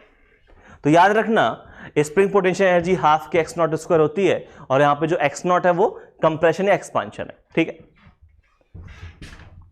तो इस तरीके से हम स्प्रिंग पोटेंशियल एनर्जी के बारे में बात करेंगे। तो किसी भी इंस्टेंट पे आपसे स्प्रिंग पोटेंशियल एनर्जी पूछा जाए, सिंपल ये फॉर्मूला लगा दो और यहां पे एक्स कंप्रेशन या एक्सपांशन होगा। तो जैसे कि मान लो आपसे बोला जाता कि एक स्प्रिंग है, शुरू में इसमें जो एक्सपांशन है वो है 2 सेंटीमीटर एक्सपांशन है शुरू में। ठीक है, अब मैं क्या कर रहा हूं, इसको पकड़ के आगे खींच रहा हूं। ठीक है, स्लोली हम आगे लेके जा रहे हैं इसको। अब अगर हम इसको स्लोली आगे लेके जा रहे हैं तो फाइनली जो एक्सपांशन है वो हमारा कितना आ गया है, वो हमारा आ गया लेट्स सपोज 6 सेंटीमीटर। ठीक है, तो आपको बोला गया find work done by external agent. External agent ने कितना वर्क डन किया होगा, तो आपको ये चीज देख के समझ में आ रही होगी यहां पे कि हुआ क्या है, हम जैसे ही इस ब्लॉक को आगे लेके जा रहे हैं उसकी वजह से स्प्रिंग में एक्सपांशन हुआ, और स्प्रिंग में एक्सपांशन हुआ इसका मतलब स्प्रिंग की पोटेंशियल एनर्जी क्या हो गई, बढ़ गई। तो स्प्रिंग की पोटेंशियल एनर्जी किसकी वजह से बढ़ी, उस एक्सटर्नल एजेंट ने जो वर्क डन किया उसकी वजह से बढ़ी। मतलब क्या मैं ये बोल दूं यहां पे कि work done by external agent is equal to gain in potential energy, और गेन इन पोटेंशियल एनर्जी कैसे निकालते हैं, final potential energy minus initial potential energy. ये चीज समझ पा रहे हो। ठीक है, तो यहां पे इसको आप लिखोगे फाइनल पोटेंशियल एनर्जी कितनी है, फाइनल पोटेंशियल एनर्जी है हाफ के। अच्छा, यहां पे के की वैल्यू लेट्स सपोज कुछ दी होती है आपको। ठीक है, तो के की वैल्यू मान लेते हैं आपको दी हुई है 20 न्यूटन पर सेंटीमीटर। ठीक है, तो half k x final square minus half k x initial square, ये हो जाएगा हाफ ऑफ 20, एक्स फाइनल कितना हो जाएगा 36 minus half of 20, x initial कितना हो जाएगा इसका स्क्वायर 4। ये लिखा हुआ है ये कितना आ जाएगा 10 इंटू 36 माइनस 4 32, तो ये कितना आ गया 320 जूल। इतना एक्सटर्नल एजेंट को वर्क डन करना पड़ा होगा, कोई दिक्कत नहीं है। अच्छा, कोई गलती से ये मत कर देना इसमें कि गेन इन पोटेंशियल एनर्जी निकाल रहे हैं तो किसी ने अगर गेन इन पोटेंशियल एनर्जी को ये लिख दिया कि हाफ के डेल्टा एक्स स्क्वायर कितना चेंज हुआ, तो कोई इसको ऐसे लिख दे हाफ ऑफ 20, और डेल्टा एक्स कितना है, शुरू में था 2 बाद में था 6, तो 4 का स्क्वायर। ये लिखना गलत है, ये समझ पा रहे हो ना। जो half k x not square potential energy आती है ना, वो हमारी एब्सोल्यूट पोटेंशियल एनर्जी होती है। और अगर मैं चेंज इन पोटेंशियल एनर्जी की बात करूं तो चेंज इन पोटेंशियल एनर्जी होगा फाइनल माइनस इनिशियल। ये जी समझ पा रहे हो, कोई दिक्कत नहीं है। और अगर ऐसा है कि हमारी इनिशियल पार्टिकल नेचुरल लेंथ में है, इनिशियल स्प्रिंग अगर नेचुरल लेंथ में है, तो क्या चेंज कितना आ जाएगा, half k x final square minus 0। तो नेचुरल लेंथ के केस में जो चेंज है वो हाफ के एक्स स्क्वायर के बराबर आ गया है, लेकिन एक्चुअली में चेंज क्या होगा, you final minus you initial. I think समझ में आ रहा है क्या बोल रहा हूं मैं, ठीक है। तो कोई दिक्कत नहीं है। तो चलो पहले हटाते हैं, फिर हम लोग आगे बात करते हैं।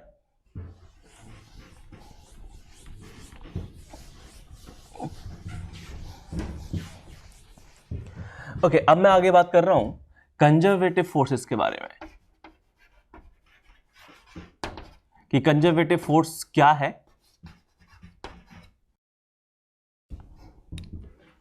बहुत सिंपल सी डेफिनेशन है, if work done bye a force is path independent, path पे डिपेंड कर ही नहीं रहा है, ठीक है। तो if work done bye a force is path independent means it depends only on initial and final position। हमें इससे कोई मतलब नहीं है कि आपने पाथ का फॉलो किया है, हमें सिर्फ और सिर्फ मतलब है इनिशियल और फाइनल पोजीशन से, ठीक है। अगर वर्क डन इनिशियल और फाइनल पोजीशन पे डिपेंड कर रहा है, पाथ पे डिपेंड नहीं कर रहा, then such forces are known as conservative forces।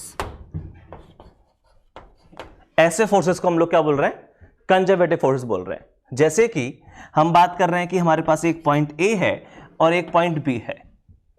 ए से बी जाने के बहुत सारे तरीके हैं, आप स्ट्रेट लाइन में चले जाओ, आप चाहो तो कोई कर्व पाथ फॉलो करते चले जाओ, आप चाहो तो पहले स्ट्रेट जाओ y के अलोंग, फिर स्ट्रेट जाओ x के अलोंग, ठीक है। ऐसे अलग अलग पाथ दिए हुए, ये पाथ 1 है, ये पाथ 2 है, ये पाथ 3 है, ऐसे बहुत सारे पाथ हो सकते हैं।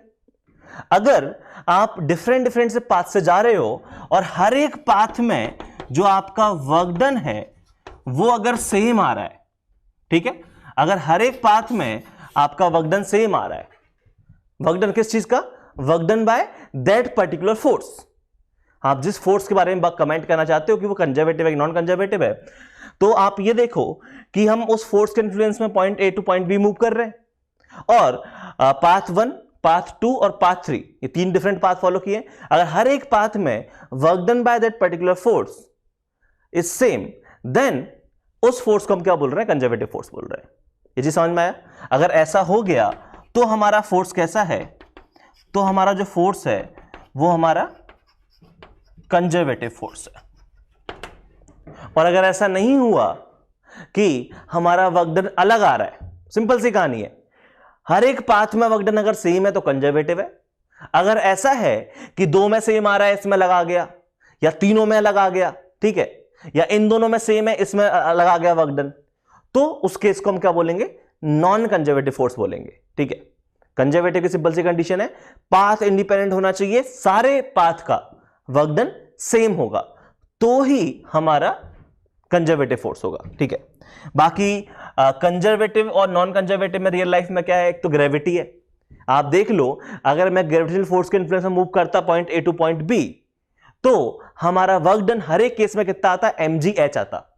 हम नीचे से ऊपर ए टू बी जा रहे हैं, और अगर हाइट h है तो माइनस mgh हर एक केस में आता। आप चाहो तो निकाल के देख लो, ठीक है। बाकी थोड़ी और मैं अच्छे से लिखता हूं कंजर्वेटिव और नॉन कंजर्वेटिव फोर्स के बारे में, तो आपको और अच्छे समझ में आएगा कि 2 कैटेगरी हैं। एक है हमारे पास कंजर्वेटिव फोर्स, ठीक है, कंजर्वेटिव फोर्सेस, और एक कैटेगरी है हमारे पास नॉन कंजर्वेटिव फोर्सेस।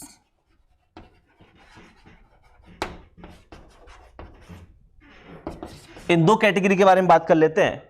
सबसे पहला पॉइंट जो है वो है वर्क डन का, कि यहां पे ये जो वर्क डन है इज पाथ इंडिपेंडेंट, पाथ पे डिपेंडेंट है ही नहीं, पाथ का इंडिपेंडेंट है, सिर्फ और सिर्फ आपका इनिशियल और फाइनल पोजीशन पे डिपेंड कर रहा है। जबकि अगर नॉन कंजर्वेटिव फोर्स की बात करोगे तो जो वर्क डन होगा इज पाथ डिपेंडेंट। आपका हर एक पाथ में जो वर्क डन है वो सेम नहीं आएगा, ठीक है। इस चीज को आप मैथमेटिकली कैसे लिखोगे, ये तो मैंने लैंग्वेज की फॉर्म में लिख दिया, ठीक है। अगर इसी स्टेटमेंट को मैं मैथमेटिकली लिखूं तो ये है कि आप जो वर्क डन निकालोगे, राइट, तो वर्क डन क्या होता है, वर्क डन होता है integration of F dot D R. Conservative है तो एफ डॉट डी आर आ जाएगा, ठीक है, work done by conservative force. और अगर आप work done by non conservative force निकालोगे तो वो भी integration of F dot D R ही आता।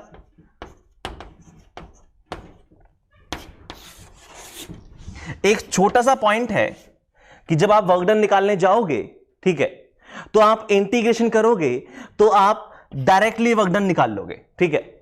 लेकिन यहां पे आपको कुछ एक्स्ट्रा इंफॉर्मेशन चाहिए होगी, अदरवाइज आप वर्क डन नहीं निकाल पाओगे। और वो एक्स्ट्रा इंफॉर्मेशन क्या चाहिए होगी, एक्स्ट्रा इंफॉर्मेशन चाहिए होगी what is the equation of path, what is the relation between x coordinate, y coordinate and z coordinate. क्या कहना चाह रहा हूं जरा याद करो, बचपन में सीखा था, एक क्वेश्चन करवाया था शायद मैंने, कि एक फोर्स है वाई आई कैप प्लस एक्स जे कैप, आपको इसके थ्रू वर्क डन निकालना है तो वर्क डन क्या आ जाएगा, वो आ जाएगा y d x plus x d y, इसका इंटीग्रेशन। हम ए टू बी की बात कर रहे हैं, ठीक है। 2 पॉइंट, क्या आप इसका इंटीग्रेशन कर पा रहे हो? हां बिल्कुल, ये जो टर्म लिखा हुआ है इस टर्म का इंटीग्रेशन हम लोग कर पा रहे हैं, क्योंकि इस टर्म का ये क्या लिखा हुआ है, ये लिखा हुआ है डी ऑफ एक्स वाई। और जब इंटीग्रेशन करेंगे तो वो क्या बन जाएगा, एक्स वाई बन जाएगा लिमिट ए टू बी। ये चीज समझ पा रहे हो? इसका मैंने डायरेक्ट सॉल्व करके आंसर निकाल दिया, मुझे एक्स और वाई में रिलेशन की जरूरत नहीं पड़ी। लेकिन सोचो अगर इसी की जगह पे फोर्स ऐसे दिया होता, बस थोड़ा सा चेंज कर दो, इसको वाई आई प्लस एक्स स्क्वायर जे कैप ये लिख दो, बस इतना सा चेंज कर दो। अब इसका वर्क डन निकालो, इसका वर्क डन निकालोगे तो वो बन जाएगा y d x plus x square d y, इसका इंटीग्रेशन। और ध्यान से देखो, अब हम इस चीज का फर्दर इंटीग्रेशन नहीं कर पा रहे हैं। कर पा रहे हैं क्या? सोच के देखो, कोई जुगाड़ बन रही है? नहीं बन रही है कोई जुगाड़। अब हम इस चीज का इंटीग्रेशन नहीं कर पा रहे हैं, मतलब अगर मुझे इसके आगे सॉल्व करना है तो इसके आगे सॉल्व करने के लिए we need relation between x and y. ये चीज समझ पा रहे हो? अगर मुझे यहां पे एक्स और वाई में मिल जाएगा तो मैं वाई को एक्स से रिप्लेस कर दूंगा और इस वाले एक्स को वाई से रिप्लेस कर दूंगा और सॉल्व कर लूंगा। समझ पा रहे हो क्या कहना चाह रहा हूं? अगर मुझे आप एक्स और वाई रिलेशन दे दो, जैसे कि मान लो वाई जो टू एक्स होता, तो सॉल्व कर लेता मैं आगे। लेकिन एक्स और वाई में रिलेशन आप मांग रहे हो, इसका मतलब आप किस चीज की डिमांड कर रहे हो? आप ये जानना चाहते हो कि पार्टिकल का पाथ क्या है। सोच के देखो, एक्स और वाई में रिलेशन दे दिया, मतलब मैंने ये बता दिया पार्टिकल कौन सा मोशन कर रहा है, पार्टिकल क्या पाथ फॉलो कर रहा है। जैसे मैंने बोला y equal to x relation है, मतलब पार्टिकल स्ट्रेट लाइन में जा रहा है, स्लोप 45 डिग्री। अगर मैंने बोला वाई इक्वल टू 3x + 2 है तो पार्टिकल tan इनवर्स 3 एंगल पे जा रहा है, स्ट्रेट लाइन। फिर से मैंने बोला x² + y² इक्वल टू 4 है तो पार्टिकल किस में जा रहा है, सर्कल में जा रहा है। तो आप पाथ बता रहे हो, राइट, एक्स और वाई में रिलेशन बताने के मतलब। तो ये वही कहानी है कि पाथ इंडिपेंडेंट होने का मतलब यह है कि ये जो आप इंटीग्रेशन करने जाओगे ना वर्क डन का, तो वो आप डायरेक्टली कर लोगे, आपको एक्स और वाई में रिलेशन की जरूरत नहीं पड़ेगी। लेकिन इस केस में आपको एक्स और वाई में रिलेशन की जरूरत पड़ जाएगी, अदरवाइज आप उसको सॉल्व नहीं कर पाओगे।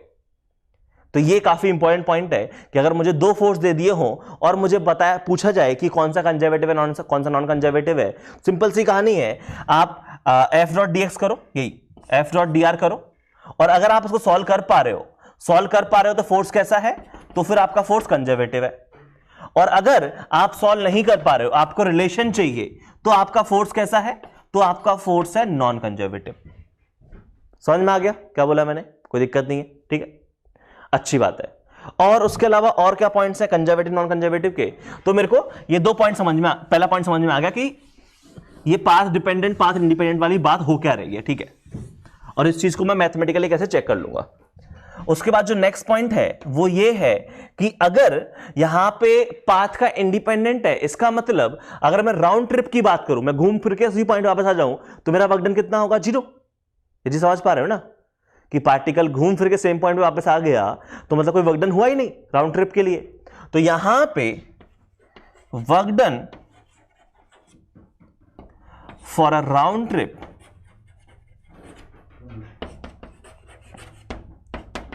Is always 0।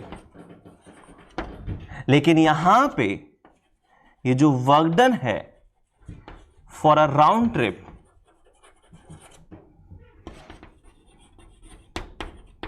इज नॉट 0, ठीक है।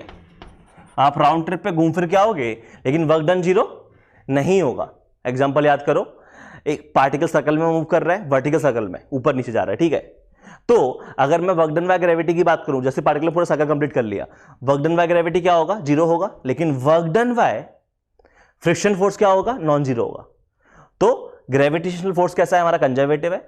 और अगर मैं बात करूं किसके बारे में, अगर मैं बात करूं फ्रिक्शन फोर्स, तो वो कैसा? नॉन कंजर्वेटिव है, ठीक है। और जो थर्ड पॉइंट है वो ये है कि मैकेनिकल एनर्जी इज कंजर्व, और यहां पे आपका जो मैकेनिकल एनर्जी है इज नॉट कंजर्व। सोच के देखो, यहां पे फ्रिक्शन ने कुछ ना कुछ नेगेटिव वर्क डन कर लिया। देखो नॉन कंजर्वेटिव फोर्स क्या होते हैं कि जो एनर्जी खा जाते हैं लेकिन वापस नहीं देते। कंजर्वेटिव फोर्स क्या होते हैं? जो एनर्जी का ट्रांसफर करते रहते हैं, तुमसे ली तुमको वापस भी कर देंगे अगर तुम मांगोगे तो, ठीक है। तो वही कहानी है कि जो फोर्सेस एनर्जी को कंजर्व करके रखे हुए हैं वही कंजर्वेटिव फोर्स है, और जो एनर्जी को कंजर्व नहीं कर रहे हैं वो हमारे कैसे फोर्सेस हैं? नॉन कंजर्वेटिव फोर्स है। अब जरा एक एग्जांपल सोच के देखना कि अगर कोई फोर्स कांस्टेंट फोर्स दिया हुआ है और आपको बताना है कि वो कंजर्वेटिव है कि नहीं, तो सोच के देखो, अगर कोई कांस्टेंट फोर्स है, कांस्टेंट फोर्स मतलब 5 न्यूटन फोर्स लगा दिया मैंने, वो कैसा है? कंजर्वेटिव फोर्स है, नॉन कंजर्वेटिव फोर्स है? कंजर्वेटिव फोर्स होगा, राइट? सोच के देखना। तो क्या कहानी है, कैसे क्वेश्चन है, मैं जरा बात करता हूं उनके बारे में। कि एक तो आपसे पूछेंगे कि ये बताओ कौन सा फोर्स कंजर्वेटिव है, कौन सा फोर्स कंजर्वेटिव नहीं है, ऐसे कुछ कहानी पूछेंगे। तो जैसे कि एक क्वेश्चन तो यही हो जाएगा कि आपको पार्टिकल A टू B जा रहा है, ठीक है, एक पाथ ये दिया हुआ है, एक पाथ ये दिया हुआ है, और एक जो पाथ है वो ये दिया हुआ है, और आपको बोला गया है कि पाथ 1 और पाथ 2 का वर्क डन सेम है लेकिन पाथ 3 का वर्क डन अलग है। इसका मतलब कैसा है? कौन सा फोर्स लग रहा है? नॉन कंजर्वेटिव फोर्स है। ये जी समझ में आ गई, ठीक है। और क्या पूछ सकते हैं? और आपसे बोल सकते हैं, जैसे एक स्टेटमेंट लिखा होता, ठीक है, और ये ध्यान से पढ़ना कि work done by non conservative force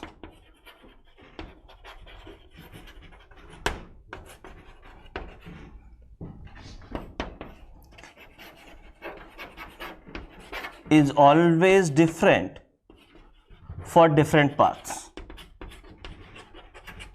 आपको बताना है ट्रू है या फॉल्स है, ठीक है, ट्रू या फॉल्स के बारे में बताना है आपको। ये जो स्टेटमेंट गिवन है कि एक नॉन कंजर्वेटिव फोर्स है, अगर हम डिफरेंट पाथ के लिए बात कर रहे हैं तो हर एक पाथ में डिफरेंट वर्क डन आएगा। ट्रू या फॉल्स है? फॉल्स। क्यों? क्योंकि देखो हमने क्या बोला, हमने बोला कि कंजर्वेटिव फोर्स में हर एक पाथ में वर्क डन सेम आता है, नॉन कंजर्वेटिव में हर एक पाथ में सेम नहीं आएगा। हो सकता है कि 2 में सेम आ जाए, तीसरे में सेम ना हो। इस वाले एग्जांपल में ध्यान रखो। तो ऑलवेज ट्रू नहीं है स्टेटमेंट। ये ट्रू नहीं है कि 3 पाथ हैं तो तीनों में ही वर्क डन लगाएगा। उल्टा ट्रू है, अगर 3 पाथ हैं तो तीनों में वर्क डन सेम नहीं होगा। अब हो सकता है 2 में सेम हो, 1 में सेम ना हो, या हो सकता है तीनों में सेम ना हो। लेकिन ये जो आपने ऑलवेज लिख दिया है कि हमेशा ही डिफरेंट होगा, वो गलत हो गया है। ये चीज समझ में आई? तो यहां पे ऑलवेज लिखना गलत है, इसलिए फॉल्स बोला है मैंने इसको, ठीक है। बाकी जैसे कि एग्जांपल दिया होता है, एक कोई फोर्स है और वो के नॉट फोर्स है, ठीक है, और मान लेते हैं आई कैप के लॉन्ग लग रहा है। आपको बोला गया है कि ये बताओ ये फोर्स कंजर्वेटिव है कि नॉन कंजर्वेटिव है। आपको ये बताना है कि ये फोर्स कंजर्वेटिव है नॉन कंजर्वेटिव है। तो कैसे पता करोगे कोई फोर्स कंजर्वेटिव है कि नॉन कंजर्वेटिव है? तो सिंपल सी कहानी है, आप क्या करो, अगर इंटीग्रेशन कर पा रहे हो तो कंजर्वेटिव है, नहीं कर पा रहे हो तो नॉन कंजर्वेटिव है। जैसे यहां पे अगर आप वर्क डन निकालना चाहोगे तो वर्क डन क्या आ जाएगा? वर्क डन आ जाएगा, सिंपल सी कहानी है, एफ, अगर x के लॉन्ग फोर्स है तो एफ एक्स डी एक्स का इंटीग्रेशन हो जाएगा इस पर्टिकुलर केस में, तो ये आ जाएगा के नॉट डी एक्स का इंटीग्रेशन ए टू बी, और क्या इसका इंटीग्रेशन आ जाएगा k naught x a to b. क्या हम लोग इंटीग्रेशन कर पा रहे हैं? बिल्कुल कर पाए। ध्यान से देखो, अगर ए टू बी आपको दिया हुआ है कि 1 से 2 गए हैं हम लोग, पॉइंट आपको दिए गए हैं कि हम एक्स कोऑर्डिनेट 1 से लेके कहां पे गए हैं? ए से बी गए हैं, यहां पे x की वैल्यू 1 है, ये x की वैल्यू 4 है, तो लिमिट पुट कर दो। लिमिट क्या है? लिमिट आ जाएगी आपकी k x नॉट, और लिमिट क्या थी? 1 से 4, तो ये आ जाता 4 माइनस 1 बोले तो 3k। ये समझ में आया? हमने इसके थ्रू वर्क डन निकाल लिया और हमें जरूरत नहीं पड़ी कि पार्टिकल का पाथ क्या है। तो ये फोर्स कैसा है? ये फोर्स जो है हमारा कंजर्वेटिव फोर्स है। और जितने भी कांस्टेंट फोर्स हैं, वो कांस्टेंट फोर्स का जो वर्क डन है वो आप डायरेक्टली निकाल सकते हो। तो कांस्टेंट फोर्स हमारे कैसे हो जाएंगे? कंजर्वेटिव फोर्स हो जाएंगे। जैसे mg एक कांस्टेंट फोर्स है, y के लॉन्ग लग रहा है, तो कैसा है? कंजर्वेटिव फोर्स है, राइट। बाकी कौन से फोर्स कंजर्वेटिव है, कौन से फोर्स कंजर्वेटिव नहीं है, वो आप सॉल्व करके निकाल सकते हो, कोई दिक्कत नहीं है। तो अब मैं एक आध दो क्वेश्चन लिख रहा हूं जहां आपको बताना है कौन सा फोर्स कंजर्वेटिव है, कौन सा फोर्स कंजर्वेटिव नहीं है। तरीका है ही है, अगर इंटीग्रेशन कर पा रहे हो तो कंजर्वेटिव, इंटीग्रेशन नहीं कर पा रहे हो तो कंजर्वेटिव नहीं है। सिंपल सी कहानी, कोई दिक्कत नहीं। चलो ठीक है, देखते हैं। ओके, सामने 4 क्वेश्चन लिखे हुए हैं, ठीक है। आपको बताना है कि कौन सा फोर्स कंजर्वेटिव है, कौन सा फोर्स नॉन कंजर्वेटिव है, ठीक है। तो 4 क्वेश्चन है, फटाफट सॉल्व करो।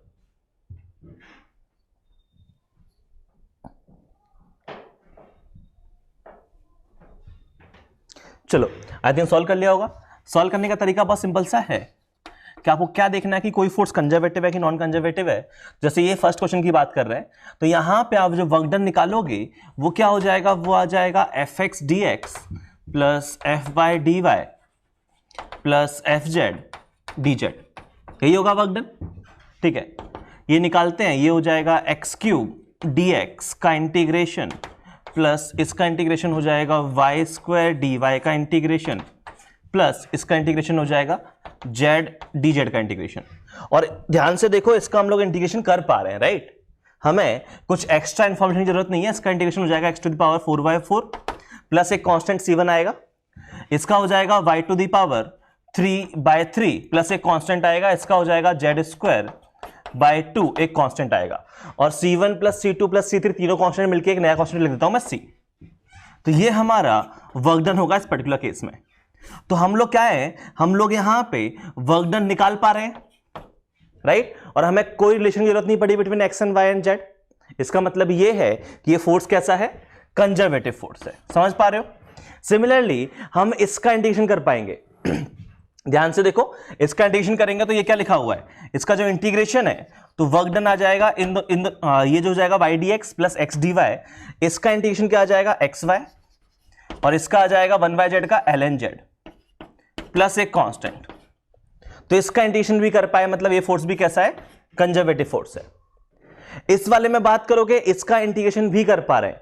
ध्यान से देखो, ये जुगाड़ लिखी हुई है, ध्यान से देखोगे तो यहां पे जुगाड़ लिखी हुई है, और जुगाड़ क्या है? तो वर्क डन जो है वो आ जाएगा वैसे चलो ये वाला सॉल्व करवा देता हूं मैं लिख के, किसी को सॉल्व ना हो पाया हो तो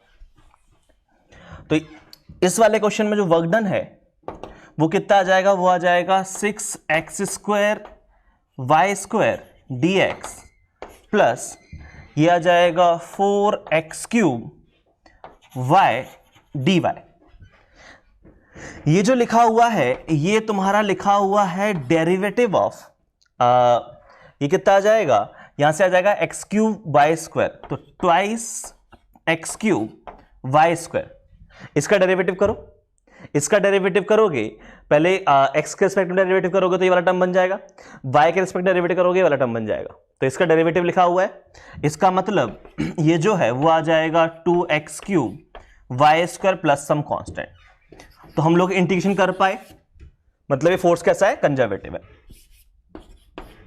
लेकिन इस वाले केस में हम लोग इंटीग्रेशन नहीं कर पाएंगे, क्योंकि इसका इंटीग्रेशन वर्क डन निकालने जाओगे तो ये क्या बन जाएगा, ये बन जाएगा y dx minus x dy।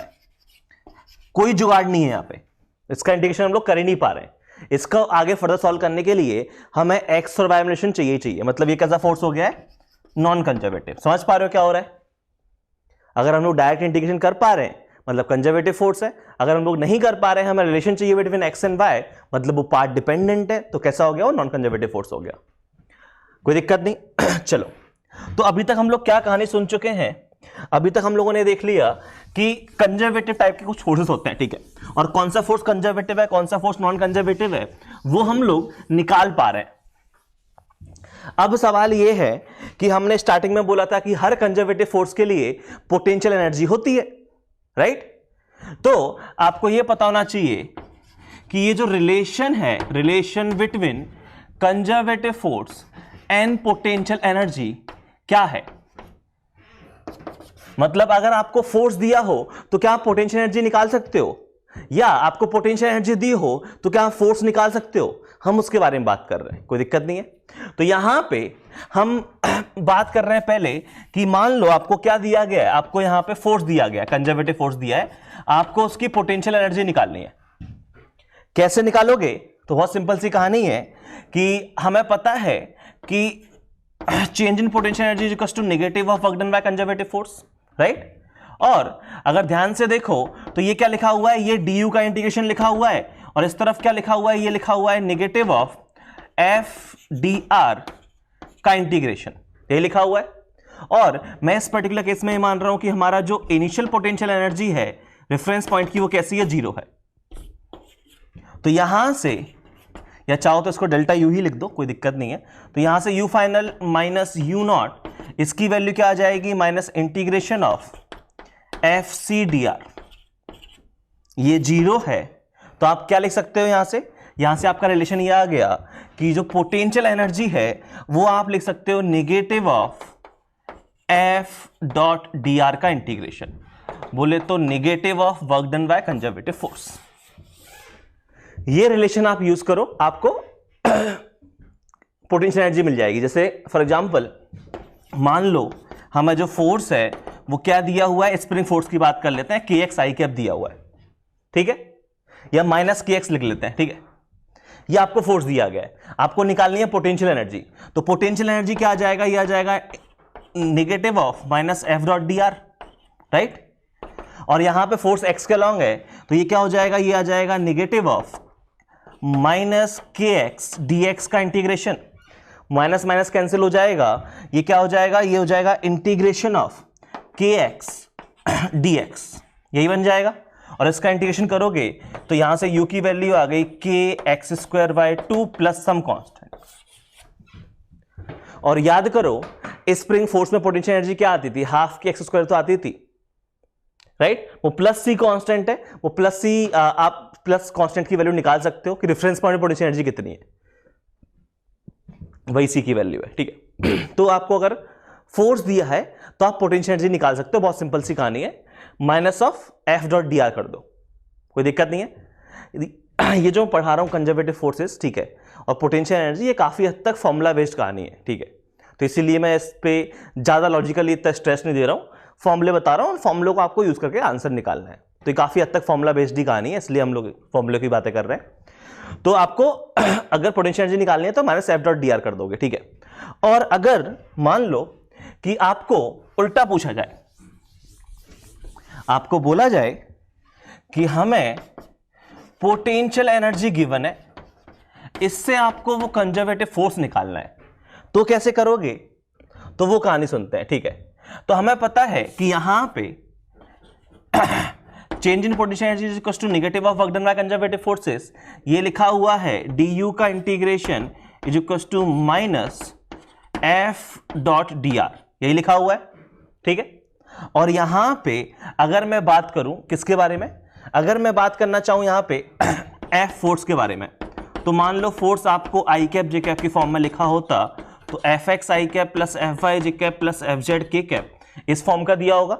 और अगर मैं बात करना चाहूं डी आर के बारे में, तो डी आर वेक्टर फॉर्म में क्या होगा, D x i cap plus D Y j cap plus D Z k cap इस फॉर्म में दिया होगा। ठीक है, वैल्यू छापते हैं तो वैल्यू छापेंगे तो ये चीज क्या बन जाएगी,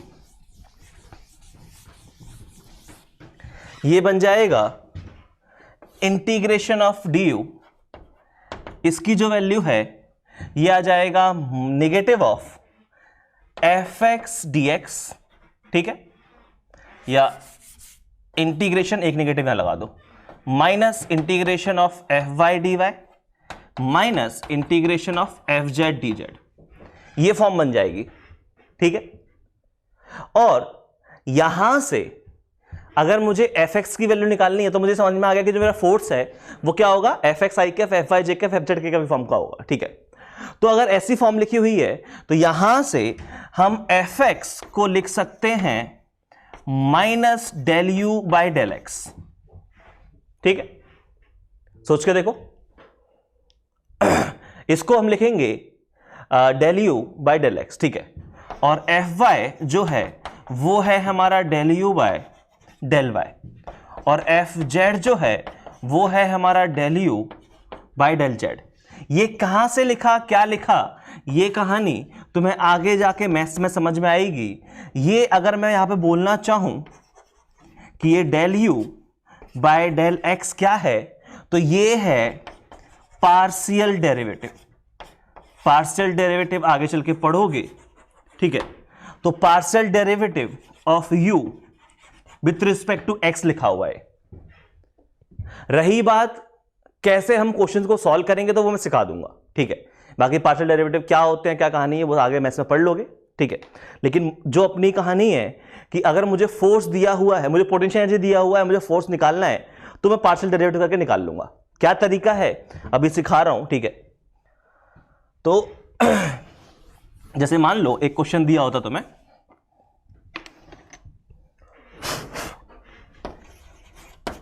कि पोटेंशियल एनर्जी जो है वो आपको दी हुई है कुछ इस फॉर्म की, x square Y plus Y cube z, ये आपको पोटेंशियल एनर्जी दी हुई है, कोई दिक्कत नहीं है। अब आपसे पूछा जाए फाइंड करस्पॉन्डिंग फोर्स, राइट। हर पोटेंशियल एनर्जी के साथ में एक कंजर्वेटिव फोर्स एसोसिएट होगा, तो आपसे वो फोर्स पूछा गया है। तो आप क्या करोगे, आप बोलोगे कि जो फोर्स है वो आपका होगा f x i cap plus f y j cap plus f z k cap. तो आप एफ एक्स एफ वाई और एफ जेड निकालोगे। एफ एक्स कैसे निकालोगे, वो होगा आपका minus del you by del x. इसको हम बोलते हैं पार्शियल डेरिवेटिव। ठीक है, अब पार्शियल डेरिवेटिव क्या है तो ध्यान से सुनो, ये आ जाएगा minus del y del x of u. U कितना है, यू हमें क्वेश्चन में दिया हुआ है x square Y plus Y cube z. अब यहां पे एक चीज सुनो, पार्शियल डेरिवेटिव का मतलब क्या होता है। जैसे मैं पार्शियल डेरिवेटिव कर रहा हूं विथ रिस्पेक्ट टू एक्स, इसका मतलब ये है कि ये जो फंक्शन है, ये जो भी फंक्शन है जिसका मुझे पार्शियल डेरिवेटिव करना है, तो आप किसके रिस्पेक्ट में कर रहे हो, एक्स के रिस्पेक्ट में कर रहे हो। इसका मतलब इस पूरे फंक्शन में सिर्फ एक्स वेरिएबल है, बाकी सबको एज अ कांस्टेंट ट्रीट करना है। जैसा चेन रूल में कुछ करते थे वैसी कुछ कहानी है। ठीक है, सेम कहानी नहीं है, वैसी कुछ है। तो पार्शियल डेरिवेटिव का मतलब क्या है कि ये जो फंक्शन है, इस फंक्शन में आप किसके रिस्पेक्ट में डेरिवेटिव कर रहे हो, इसको एक्स के रिस्पेक्ट में डेरिवेटिव कर रहे हो। मतलब सिर्फ एक्स वेरिएबल है, बाकी सब कांस्टेंट है। तो अगर यहां पे x वेरिएबल है, बाकी सब कांस्टेंट है, तो डेरिवेटिव कर दो। ठीक है, माइनस ये डेरिवेटिव क्या आ जाएगा, एक्स स्क्वायर का डेरिवेटिव क्या होगा, एक्स स्क्वायर का डेरिवेटिव आ जाएगा 2x, बाकी सब कांस्टेंट है, ये y हो जाएगा, और ये कांस्टेंट है तो इसका डेरिवेटिव 0 आ गया। मतलब मेरा यहां पे जो fx आ गया वो आ गया माइनस 2xy। ये मैंने fx निकाला। सिमिलरली मैं निकालूंगा एफ वाई, सिमिलरली मैं निकालूंगा एफ जेड। एफ वाई क्या होगा? एफ वाई जो होगा वो होगा मेरा partial derivative of u with respect to y, मतलब डेल y ये हो जाएगा x square Y plus Y cube Z. तो कौन सा यहां पे वेरिएबल है? यहां सिर्फ y वेरिएबल है, बाकी सब कांस्टेंट है। तो y वेरिएबल है तो उसका डेरिवेटिव आ जाएगा minus x square into 1 plus 3y square Z. ये चीज समझ में आई? तो ये कितना हो गया? यहां से जो एफ वाई है वो मेरा आ जाएगा minus x square minus 3y square Z, ये मेरा एफ वाई आ जाएगा। सिमिलरली मैं निकालूंगा यहां पे एफ जेड। एफ जेड आ जाएगा minus del you by del Z, तो minus del you by del Z of X square Y plus Y cube Z. तो यहां पे सिर्फ मेरा जो जेड है वो वेरिएबल है, बाकी सब कांस्टेंट है। इसका मतलब इसका डेरिवेटिव जो है वो आ जाएगा नेगेटिव ऑफ, ये डेरिवेटिव 0 आ गया, इसका डेरिवेटिव वाई क्यूब इंटू 1, मतलब यहां से जो मेरे एफ जेड की वैल्यू आ गई वो आ जाएगी माइनस वाई क्यूब। तो क्या करोगे? एफ एक्स की वैल्यू यहां छाप दो, एफ वाई की वैल्यू यहां छाप दो, एफ जेड की वैल्यू यहां छाप दो, वो आपका फोर्स मिल जाएगा। समझ में आया क्या बताया मैंने पूरी कहानी में अभी तक? तो आज की कहानी में क्या क्या सुनाया है पहले वो बता देता हूं, ठीक है? तो आज की कहानी में मैंने स्टार्टिंग में आपको बताया कि पोटेंशियल एनर्जी जो होती है वो कंजर्वेटिव फोर्स के लिए डिफाइन होती है। मतलब अगर पोटेंशियल एनर्जी है तो उससे एक एसोसिएटेड फोर्स होगा, कंजर्वेटिव फोर्स, और अगर कंजर्वेटिव फोर्स है तो उस कंजर्वेटिव फोर्स के लिए पक्का एक पोटेंशियल एनर्जी डिफाइन होगी।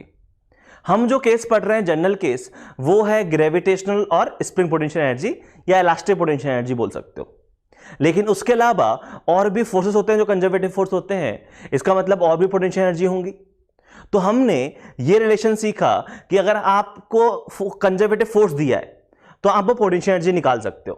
कैसे? Minus F dot D R का इंटीग्रेशन, या आपको पोटेंशियल एनर्जी दी है तो आप वो फोर्स निकाल सकते हो। कैसे? पार्शियल डेरिवेटिव की हेल्प से। ये चीज समझ में आ गई? कोई दिक्कत नहीं है। और साथ ही हमने आज की क्लास में पोटेंशियल, ग्रेविटेशनल पोटेंशियल एनर्जी और स्प्रिंग पोटेंशियल एनर्जी के बारे में बातें की। ठीक है, बहुत ही बेसिक बेसिक बातें की, इतना ज्यादा कुछ खास डिटेल में हम लोग गए नहीं, मेन हमने ऊपर पर से बातें कर ली है, कोई दिक्कत नहीं है। तो ये सारी कहानी है। अब मैं एक आध दो क्वेश्चन लिख रहा हूं जहां पे आपको फोर्स दिया होगा तो आपसे पोटेंशियल एनर्जी पूछी जाएगी, और पोटेंशियल एनर्जी दिया हुआ है तो आपसे फोर्स पूछा गया है, कोई दिक्कत नहीं है। तो चलो लिखते हैं क्वेश्चन। चलो सामने दो क्वेश्चन लिखे हुए हैं, ठीक है। फर्स्ट वाले में आपको फोर्स गिवन है, पोटेंशियल एनर्जी निकालना है। सेकंड वाले में आपको पोटेंशियल एनर्जी गिवन है, फोर्स निकालना है, ठीक है। दो क्वेश्चन है, सॉल्व करने की टाइम मिलेगा 10 मिनट, फटाफट सॉल्व करो।